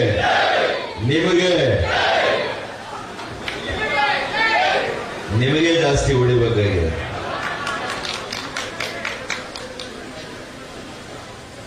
ವೇದಿಕೆ ಮೇಲೆ ಉಪಸ್ಥಿತರಿರ್ತಕ್ಕಂಥ ಇವತ್ತು ಒಬ್ಬರಿಗಿಂತ ಇನ್ನೊಬ್ಬರು ಅತ್ಯುತ್ತಮವಾಗಿರ್ತಕ್ಕಂಥ ಭಾಷಣಗಳನ್ನು ಮಾಡಿದ್ದಾರೆ. ಅವ್ರು ಹೇಳ್ತಾ ಇದ್ರೆ ಮತ್ತೆ ಮತ್ತೆ ಕೇಳಬೇಕು ಅಂತ ಅನಿಸ್ತಾ ಇತ್ತು. ಅತ್ಯಂತ ಕ್ರಿಯಾಶೀಲ, ಸರಳ, ಸಜ್ಜನಿಕೆಯ ಮುಖ್ಯಮಂತ್ರಿಗಳಾಗಿ ಸಾಮಾನ್ಯ ವ್ಯಕ್ತಿಯಾಗಿ ಇರೋದು ಬಹಳ ಕಷ್ಟ. ಆದರೆ ಅವರು ಒಬ್ಬ ಸಾಮಾನ್ಯ ವ್ಯಕ್ತಿಯಾಗಿ ಮುಖ್ಯಮಂತ್ರಿಗಳಾಗಿ ನಾನು ಅತ್ಯಂತ ವಿಶ್ವಾಸವನ್ನ ಇಟ್ಟಂತ ನಾಯಕರು, ಇವತ್ತಿನ ಸಂಸದರು ಶ್ರೀ ಬಸವರಾಜ ಬೊಮ್ಮಾಯಿಜಿ ಅವರೇ, ವಿರೋಧ ಪಕ್ಷದ ನಾಯಕರು, ಮಾಜಿ ಕಂದಾಯ ಸಚಿವರು, ನಮ್ಮ ಹಿರಿಯ ನಾಯಕರು ಶ್ರೀ ಆರ್ ಅಶೋಕಣ್ಣವರೇ, ಕಿರಿಯ ಸಹೋದರ ಸಮಾನರಾಗಿರ್ತಕ್ಕಂಥ ಜೆಡಿಎಸ್ನ ರಾಜ್ಯ ಯುವ ಮೋರ್ಚಾದ ಅಧ್ಯಕ್ಷರು, ಕುಮಾರಣ್ಣವರ ಸುಪುತ್ರರು ಆಗಿರ್ತಕ್ಕಂಥ ನಿಖಿಲ್ ಕುಮಾರಸ್ವಾಮಿ ಅವರೇ, ಶಿಡ್ಲಘಟ್ಟ ಶಾಸಕ ಮಿತ್ರರಾಗಿರ್ತಕ್ಕಂಥ ರವಿಕುಮಾರ್ ಅವರೇ, ನಮ್ಮ ಪಕ್ಷದ ರಾಜ್ಯ ಯುವ ಘಟಕದ ಅಧ್ಯಕ್ಷರು, ದೊಡ್ಡಬಳ್ಳಾಪುರ ಕ್ಷೇತ್ರದ ಜನಪ್ರಿಯ ಶಾಸಕರು, ಆತ್ಮೀಯರು ಆಗಿರ್ತಕ್ಕಂಥ ಧೀರಜ್ ಅವರೇ, ನಮ್ಮ ಅಧ್ಯಕ್ಷರುಗಳಾಗಿರ್ತಕ್ಕಂಥ ರಾಮಲಿಂಗಪ್ಪನವರೇ ಹಾಗೂ ಮುನಿಯಪ್ಪನವರೇ, ವೈ.ಎನ್. ನಾರಾಯಣ ಸ್ವಾಮಣ್ಣವರೇ, ಮಾಜಿ ಶಾಸಕ ಸ್ನೇಹಿತರಾಗಿರ್ತಕ್ಕಂಥ ಶಿವಾನಂದ್ ಸಾಹೇಬ್ರೆ, ರಾಜಣ್ಣವರೇ, ನಮ್ಮ ತಂದೆಯವರು ಮತ್ತು ಈ ಕಾರ್ಯಕ್ರಮದ ಅನೇಕ ಮುಖಂಡರುಗಳು, ರೂವಾರಿಗಳು, ಎಲ್ಲರ ಹೆಸರು ಹೇಳಲಿಕ್ಕೆ ಆಗದೆ ಹೋಗ್ಬೋದು. ಪ್ರಮುಖರ ಹೆಸರು ಮಾತ್ರ ಕೆಲವರದು ಹೇಳ್ಬೇಕಾಗ್ತದೆ. ಇವತ್ತು ನಮ್ಮ ಮರಳುಕುಂಟೆ ಕೃಷ್ಣಮೂರ್ತಿಯವರು, ಕೆ.ವಿ. ನಾಗರಾಜಣ್ಣವರು, ಕೆ.ವಿ. ನವೀನ್ ಕಿರಣ್ ಅವರು, ಹರಿನಾಥ್ ರೆಡ್ಡಿಯವರು, ಕೋನಪ್ ರೆಡ್ಡಿಯವರು, ರವಿನಾರಾಯಣ ರೆಡ್ಡಿಯವರು, ಅಪ್ಪಯ್ಯಣ್ಣವರು, ನರಸಿಂಹಮೂರ್ತಿ ಅವರೇ, ನಾರಾಯಣ ಸ್ವಾಮಣ್ಣು ದೊಡ್ಡಬಳ್ಳಾಪುರ ಮತ್ತು ನಮ್ಮೆಲ್ಲ ಮಂಡಳ ಅಧ್ಯಕ್ಷರುಗಳು, ವೇದಿಕೆ ಮೇಲೆ ಉಪಸ್ಥಿತರಿರ್ತಕ್ಕಂಥ ಎಲ್ಲ ನನ್ನ ಆತ್ಮೀಯ ಕೆ.ಆರ್. ರೆಡ್ಡಣ್ಣವರು ಇರ್ಬೋದು, ಡಾಕ್ಟರ್ ರಮೇಶ್ ಅವರು ಇರ್ಬೋದು, ಅನೇಕರು ಇವತ್ತು ಬಂದಿದ್ದೀರಿ. ಸಮಯದ ಅಭಾವ ಆಗಿದೆ, 2:30 ಆಗಿದೆ. ಎಲ್ರಿಗೂ ಊಟದ ಸಮಯ. ನಾನು ಹೆಚ್ಚಾಗಿ ಮಾತಾಡ್ಲಿಕ್ಕೆ ಹೋಗಲ್ಲ. ಆದರೆ 2023ರಲ್ಲಿ ಅನಿರೀಕ್ಷಿತವಾದಂತಹ ಸೋಲು ಆದ್ಮೇಲೆ, ನಮ್ಮ ಕ್ಷೇತ್ರದಲ್ಲಿ ಹಿನ್ನಡೆ ಆದ್ಮೇಲೆ, ತಾವು ಒಂದೇ ವರ್ಷದಲ್ಲಿ ಮತ್ತೆ ನಿಮ್ಮೆಲ್ಲರ ಸೇವೆಯನ್ನ ಮಾಡಲಿಕ್ಕೆ ನನಗೆ ಅವಕಾಶ ಮಾಡಿಕೊಟ್ಟಿದ್ದೀರಿ. ಮೊದಲು ನಿಮ್ಮೆಲ್ಲರ ಪಾದಗಳಿಗೆ ನಾನು ಶಾಸ್ತ್ರಾಂಗ ನಮಸ್ಕಾರಗಳನ್ನು ಅರ್ಪಿಸಲಿಕ್ಕೆ ಬಯಸ್ತೇನೆ.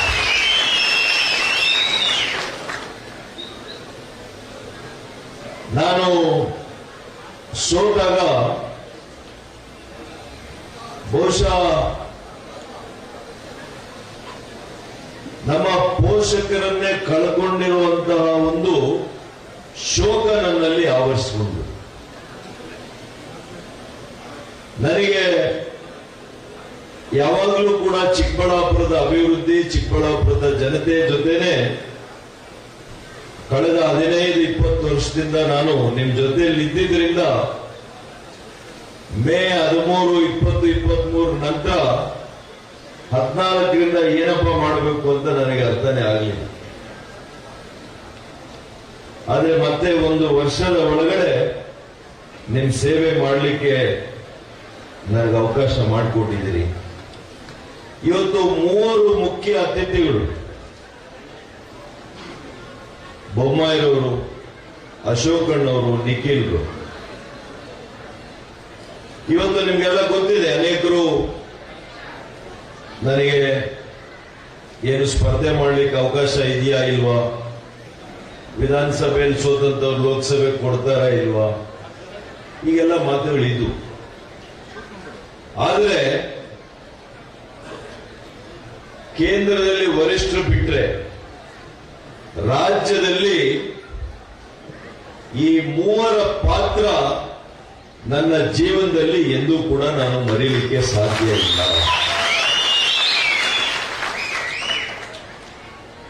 ಗಟ್ಟಿಯಾಗಿ ನನ್ನ ಜೊತೆ ನಿಂತಂತವ್ರು ಈ 3 ಕೂಡ. ಸುಧಾಕರ್ ಅವರಾದ್ರೆ ಮಾತ್ರ ಚಿಕ್ಕಬಳ್ಳಾಪುರದಲ್ಲಿ ಗೆಲ್ತಾರೆ, ಅವರಿಗೆ ಅಭ್ಯರ್ಥಿ ಮಾಡಬೇಕು ಅಂತೇಳಿ ಇವರು ದೀರ್ಘಕಾಲದಿಂದ ನನ್ನ ಜೊತೆಯಲ್ಲಿ ನಿಂತಿದ್ರು. ಹಾಗಾಗಿ ನಿಮ್ಗೆಲ್ಲ ಗೊತ್ತಾಗಬೇಕು ಅಂತ ನಾನು ಇವತ್ತು ಹೇಳ್ತಾ ಇದ್ದೆ. ಅದಾದ್ಮೇಲೆ ನಮ್ಮ ವರಿಷ್ಠರು, ರಾಜ್ಯದ ವರಿಷ್ಠರು ಇರ್ಬೋದು, ಕೇಂದ್ರದ ವರಿಷ್ಠರು ಇರ್ಬೋದು, ಇವರೆಲ್ಲರೂ ಸಹಕಾರ ಸಿಕ್ಕಿದೆ, ಆಶೀರ್ವಾದ ಸಿಕ್ಕಿದೆ. ನಮ್ಮ ಎರಡೂ ಪಕ್ಷಗಳು, ಕಾರ್ಯಕರ್ತರು, ಮುಖಂಡರು, ನಾನು ಹೆಚ್ಚಾಗಿ ಚಿಕ್ಕಬಳ್ಳಾಪುರ ವಿಧಾನಸಭಾ ಕ್ಷೇತ್ರದಲ್ಲಿ ಪ್ರಚಾರ ಮಾಡಲಿ, ಏನು ಸುಮಾರು 10,000 ಹಿನ್ನಡೆ ಆಗಿತ್ತು, ಅದು ಹೋಗಿ ಮತ್ತೆ 22,000 ಏನೋ ಹೆಚ್ಚು ಲೀಡನ್ನ ಕೊಟ್ಟಿದ್ದೀರಿ. ಹಾಗಾಗಿ ಬಂದೋಳೆ, ಏನು ಕಾಂಗ್ರೆಸ್ ಸರ್ಕಾರ ಹೇಳಿದ್ರು ನಾವು 15-20 ಬರ್ತೀವಿ ಕರ್ನಾಟಕ ರಾಜ್ಯದಲ್ಲಿ, ಕೇಂದ್ರದಲ್ಲಿ ನಾವೇ UPA ಸರ್ಕಾರ ಮಾಡ್ತೀವಿ, ಇಂಡಿ ಕೂಟ ನಾವೇ ಮಾಡ್ತೀವಿ ಅಂತ ಹೇಳಿ. ಆದ್ರೆ ಕರ್ನಾಟಕದಲ್ಲಿ ಎಷ್ಟು ತಗೊಂಡ್ರು? ಕೇವಲ 9. ಒಂದಂಕಿ ತಾನೇ ಅದು, 2 ಅಂಕಿನೂ ಅಲ್ಲ, 1 ಅಂಕಿ. ದೇಶದಲ್ಲಿ ಎಷ್ಟು ತಗೊಂಡ್ರು ಕಾಂಗ್ರೆಸ್? 99. ಎಷ್ಟು ಅಂಕಿ ಆಯ್ತದು? ಇಲ್ಲಿ 1 ಅಂಕಿ, ಅಲ್ಲಿ 2 ಅಂಕಿ. ಇಲ್ಲಿ ದಶಕ ಇಲ್ಲ, ಅಲ್ಲಿ ಶತಕ ಇಲ್ಲ. ಕರ್ನಾಟಕದಲ್ಲಿ ದಶಕ ಇಲ್ಲ, ಕೇಂದ್ರದಲ್ಲಿ ಕಾಂಗ್ರೆಸ್ನವರಿಗೆ ಶತಕ ಇಲ್ಲ. ಇಲ್ಲಿ 1 ಅಂಕಿ, ಅಲ್ಲಿ 2 ಅಂಕಿ. ಇವೆಲ್ಲ ಕೂಡ ಕಾಂಗ್ರೆಸ್ನವರು ನೋಡ್ಬೇಕಾಗ್ತದೆ. ಯಾಕೆ ಒಂದೇ ವರ್ಷದಲ್ಲಿ ನಿಮ್ಮನ್ನ ಜನ ತಿರಸ್ಕಾರ ಮಾಡಿದ್ದಾರೆ, ನಾವೇನ್ ತಪ್ಪು ಮಾಡಿದ್ದೀವಿ ಅನ್ನೋದನ್ನ ನೀವು ಈಗಲಾದ್ರೂ ಕೂಡ ಆತ್ಮಾವಲೋಕನ ಮಾಡಿಕೊಳ್ಳದೆ ಹೋದ್ರೆ, ಮಾನ್ಯ ಅಶೋಕಣ್ಣವರು, ಬೊಮ್ಮಾಯಿರವರು ಹೇಳಿದಾರಲ್ಲ, ನಾನಿವತ್ತು ಹೇಳ್ತಾ ಇದ್ದೇನೆ, ಆಂಧ್ರ ಪ್ರದೇಶದಲ್ಲಿ ಯಾವ ತರ ರಿಸಲ್ಟ್ ಬಂದಿದೆ, ಕರ್ನಾಟಕದಲ್ಲಿ ಕೂಡ ಮುಂದೆ ಇದೇ ರಿಸಲ್ಟೇ ಬರುತ್ತೆ. ಎಚ್ಚರ ಎಚ್ಚರ. ಬಹುಶಃ ಕಾಂಗ್ರೆಸ್ನವರು 2 ಅಂಕಿ ಎಷ್ಟು ತಗೊಳ್ತಾರೆ ಹೇಳಕ್ಕಾಗಲ್ಲ. ಅಲ್ಲಿ 11 ತಗೊಂಡಿದ್ದಾರೆ ಜಗನ್ ಅವರು, ಕೇವಲ 11. ಇಲ್ಲಿ ಬಹುಶಃ ವೀರಪ್ಪ ಮೊಯ್ಲಿಯವರು ಮುಖ್ಯಮಂತ್ರಿಗಳಾಗಿದ್ದಾಗ 34 ಇಳಿದಿತ್ತು ಅಂತ ಕಾಣುತ್ತದೆ. ಮತ್ತೆ ಆ 34 ನೋಡುವಂತ ಅವಕಾಶ ನಿಚ್ಚಳವಾಗಿ ನನ್ನ ಕರ್ನಾಟಕದಲ್ಲಿ ಕಾಣಿಸ್ತಾ ಇದೆ. ಕಾಂಗ್ರೆಸ್ನವರು ನಾವು 175ರಿಂದ 180 ಸ್ಥಾನ, ಭಾರತೀಯ ಜನತಾ ಪಕ್ಷ ಹಾಗೂ JDS ನಾವು 100ಕ್ಕೆ 100 ನಾವು ಇಷ್ಟು ನಂಬರ್ಸ್ ತಗೊಳ್ತೀವಿ. ನಾಳೆ ಚುನಾವಣೆ ಆಗಲಿ 175ರಿಂದ 180 ತಗೊಳ್ತೀವಿ. ಇದರಲ್ಲೇನು ಅನುಮಾನ ಬೇಡ. ಯಾಕಂದ್ರೆ ಏನ್ ಕೆಲಸ ಮಾಡ್ತಾ ಇಲ್ಲ ಅವರು, ಏನೇನೂ ಕೆಲಸ ಮಾಡ್ತಾ ಇಲ್ಲ. ಅಲ್ಲಿ ದೆಹಲಿಗೆ ಬಂದಿದ್ರು, ನಮ್ಮ ಜೊತೆ ಎಲ್ಲ ಸಭೆ ಮಾಡಿದ್ರು. ಅಲ್ಲಿ ನೋಡ್ತೀವಿ ಯಾವುದು ಕೇಂದ್ರ ಸರ್ಕಾರದಲ್ಲಿ ಪೆಂಡಿಂಗೇ ಇಲ್ಲ. ಕುಮಾರಣ್ಣವರು ಇದ್ರು, ನಾವೆಲ್ಲ ವಿತ್ತ ಸಚಿವರು ಇದ್ರು, ಎಲ್ಲ ಇದ್ರು. ಪೆಂಡಿಂಗ್ ಇರೋದು ಎಲ್ಲಿ ಅಂದ್ರೆ ಸುಪ್ರೀಂ ಕೋರ್ಟ್ನಲ್ಲಿದೆ, ಕೋರ್ಟ್ಗಳಲ್ಲಿದೆ. ಇಲ್ಲಿ ಸರಿಯಾದಂತ ತಾಂತ್ರಿಕವಾಗಿ ಏನ್ ಅಂಶಗಳನ್ನ ಸೇರಿಸಿ ಕಳಿಸಬೇಕಾಗಿದ್ದು ಪ್ರಪೋಸಲ್, ಅದನ್ನು ಕಳಿಸೇ ಇಲ್ಲ. ಇದೆಲ್ಲವೂ ಕೂಡ ನಾವು ಚರ್ಚೆ ಮಾಡಿದ್ವಿ. ಚಿಕ್ಕಬಳ್ಳಾಪುರಕ್ಕೆ ಸೀಮಿತವಾಗಿ ನಾನು ಮಾತಾಡ್ತೇನೆ 2-3 ನಿಮಿಷಗಳಲ್ಲಿ, ಯಾಕೆಂದ್ರೆ ಬಹಳ ಸಮಯ ಆಗಿದೆ. ಮತ್ತೆ ನಾನು ಬಂದು ನಿಮ್ ಜೊತೆಲೆಲ್ಲ ಕೂಡ 3ನೇ ತಾರೀಕು ಸಂಸತ್ ಕಲಾಪ ಇದಾಗುತ್ತೆ. 3ನೇ ತಾರೀಕು ನಂತರ ನಾನು ಬಂದು ನಿಮ್ಮ ಎಲ್ಲರ ಜೊತೆ ನಾನು ಮಾತನಾಡುವಂಥದ್ದು ಮಾಡ್ತೇನೆ. ಪ್ರಮುಖವಾಗಿ 3 ಅಂಶಗಳು ನಮ್ಮ ಜಿಲ್ಲೆಗೆ ಸಂಬಂಧಿಸಿರುವಂತವು. ಒಂದು, ಸರ್ಕಾರಿ ವೈದ್ಯಕೀಯ ಕಾಲೇಜನ್ನ ಇಷ್ಟೆಲ್ಲ ಹೋರಾಟ ಮಾಡಿ ನಾವೇನ್ ತಂದಿದ್ದೇವೆ, ನಮಗೆ ನೋವೇನಾಗ್ತದೆ, ಇಲ್ಲಿವರೆಗೂ ಆಸ್ಪತ್ರೆಯನ್ನ ಅದು ಕಾರ್ಯ ಚಟುವಟಿಕೆ ಮಾಡಲಿಕ್ಕೆ ಅಸಾಧ್ಯ ಆಗಿದೆ. ಒಬ್ಬ ರೋಗಿ ಕೂಡ ಇವತ್ತು ಚಿಕಿತ್ಸೆಯನ್ನ ತೆಗೆದುಕೊಳ್ಳಿಕ್ಕೆ ಆಗಲಿಲ್ಲ. 14 ತಿಂಗಳಿಂದ ಮಾನ್ಯ ಬೊಮ್ಮಾಯಿರವರ ಸರ್ಕಾರ ಎಲ್ಲಿಗೆ ಕಾಮಗಾರಿ ನಿಲ್ಲಿಸಿದೆ ಅಲ್ಲೇ ನಿಂತಿದೆ. ಆ ಗೋಪುರ ಕೂಡ ಕಂಪ್ಲೀಟ್ ಮಾಡಲಿಲ್ಲ, ಆಸ್ಪತ್ರೆ ಕೂಡ ಉದ್ಘಾಟನೆ ಮಾಡಲಿಲ್ಲ.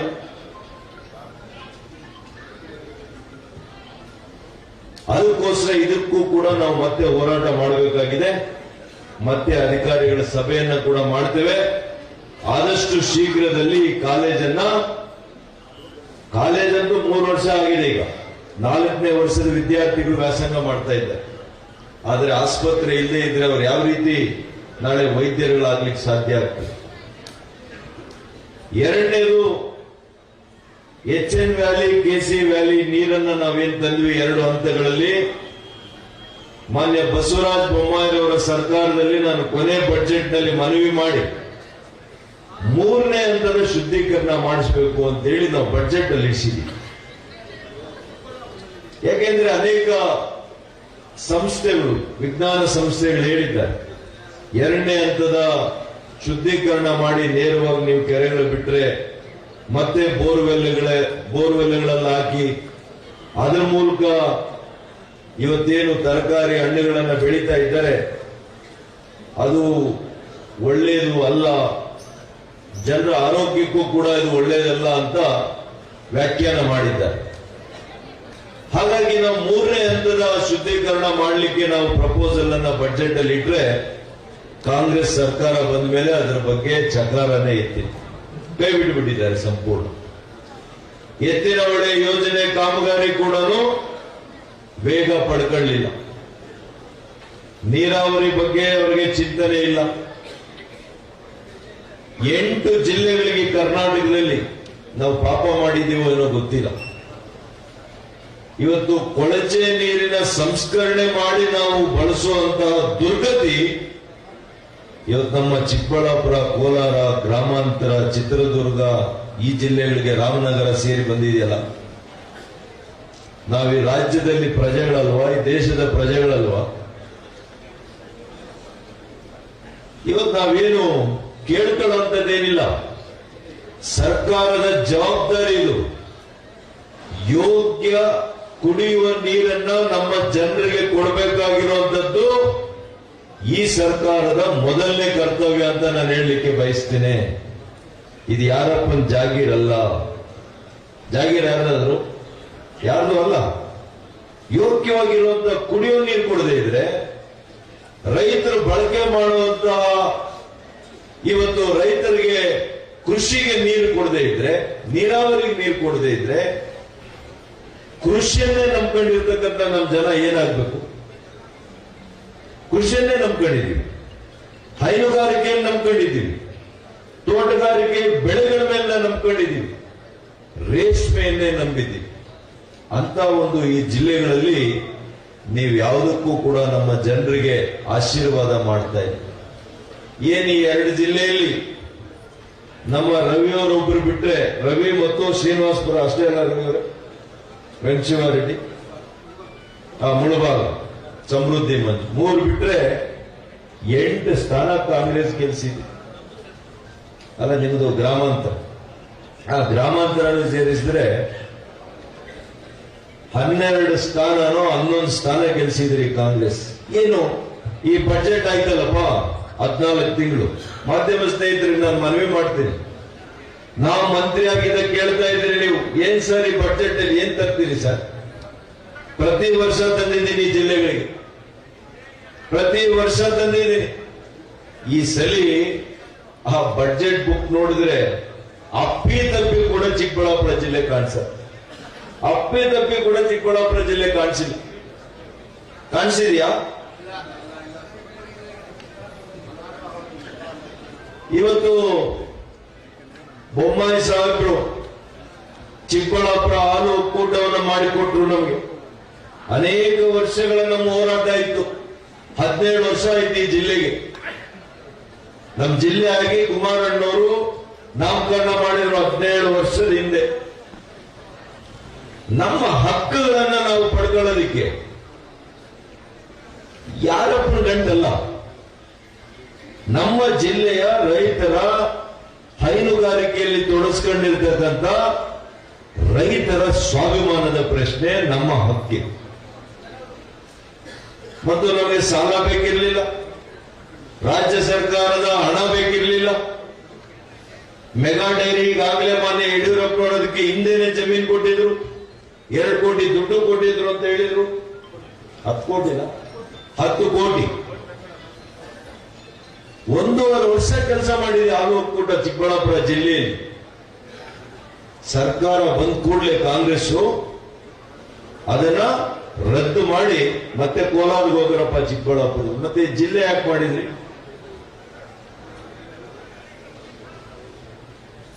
ದುರುದ್ದೇಶ. ಸುಧಾಕರ್ಗೆ ಹೆಸರು ಬಂದ್ಬಿಡುತ್ತೆ, ಬಿಜೆಪಿ ಸರ್ಕಾರಕ್ಕೆ ಹೆಸರು ಬಂದ್ಬಿಡುತ್ತೆ, ಇದೊಂದೇ ಉದ್ದೇಶ. ಯಾಕೆ ರದ್ದು ಮಾಡಿದ್ರು ಅಂದ್ರೆ ಕಾರಣ ಇಲ್ಲ ಅದಕ್ಕೆ.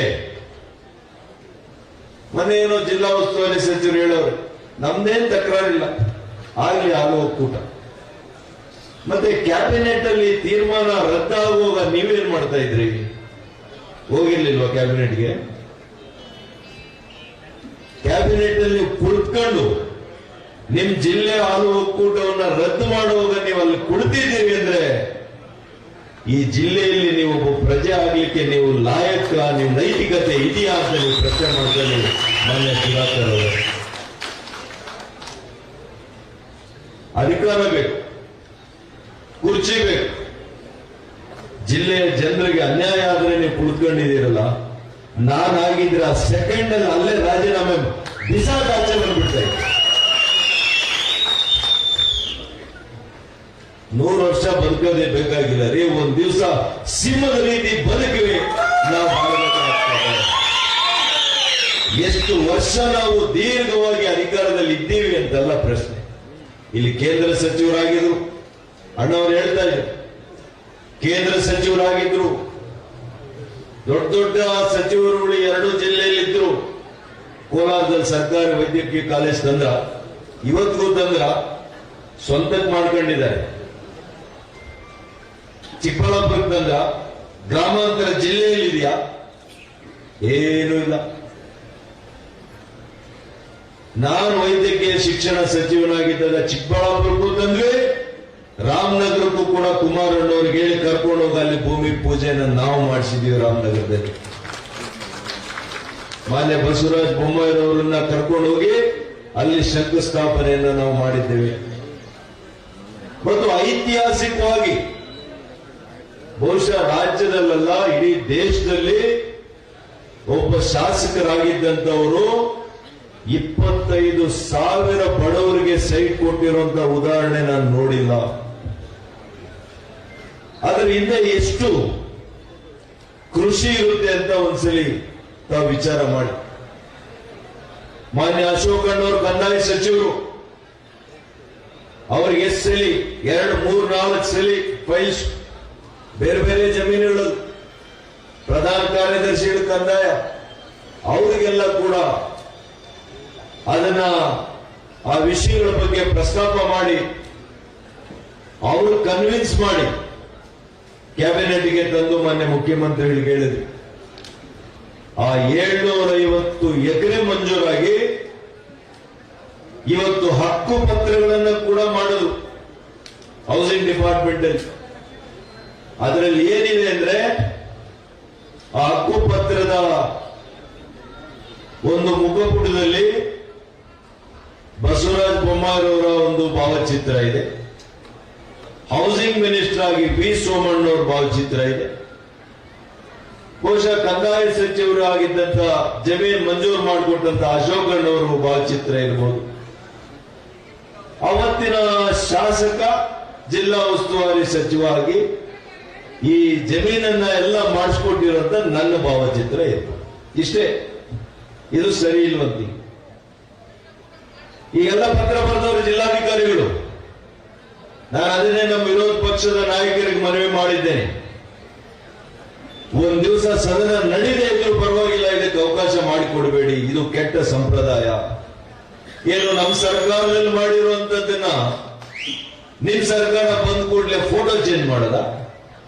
ನಿಮ್ ಯೋಗ್ಯತೆ ಇದ್ರೆ ಇಡೀ ರಾಜ್ಯದ ಉದ್ದಗಲಕ್ಕೂ ಪ್ರತಿ ಕ್ಷೇತ್ರದಲ್ಲಿ 25,000 ಸೈಟ್ ಕೊಟ್ಟು ನೀವು ಗಂಡಸರು ನಿಮ್ಗೂ ಸರ್ಕಾರ ಮಾಡಲಿಕ್ಕೆ ಆಗುತ್ತೆ ಅಂತ ತೋರಿಸ್ತಾರೆ. ಅದು ಚಾಲೆಂಜ್ ಅಂದ್ರೆ ನಾವು ಮಾಡಿರೋ ಯೋಜನೆಗಳಿಗೆ ನಿಮ್ ಫೋಟೋ ಹಾಕ್ಸ್ಕೊಳ್ತೀರಲ್ಲ, ಹಾಕ್ಸ್ಕೋಬೇಕು ಅಂತ ಯೋಚನೆ ಬಂದಿದೆಯಲ್ಲ, ಅದಕ್ಕೋಸ್ಕರ ಇದಕ್ಕೆ ಅವಕಾಶ ಕೊಡೋದಿಲ್ಲ. ಬಸವಣ್ಣವ್ರು ಹಾಕಿದ್ರೆ ಹಾಕ್ಸ್ಕೊಳ್ಳಿ ಅಂತಾರೆ, ಹಾಕ್ಸ್ಕೊಳಕ್ ಬಿಡಕ್ ಆಗಲ್ಲ. ತಾವೇ ಮಾಡಿದೀವಿ, ನಾವು ಮಾಡಿದೀವಿ, ನಾವೇ ಕೊಟ್ಟಂಗೆ ಜನರ ಹತ್ರ ಇರಬೇಕು. ರೆಕಾರ್ಡ್ ಇದೆ.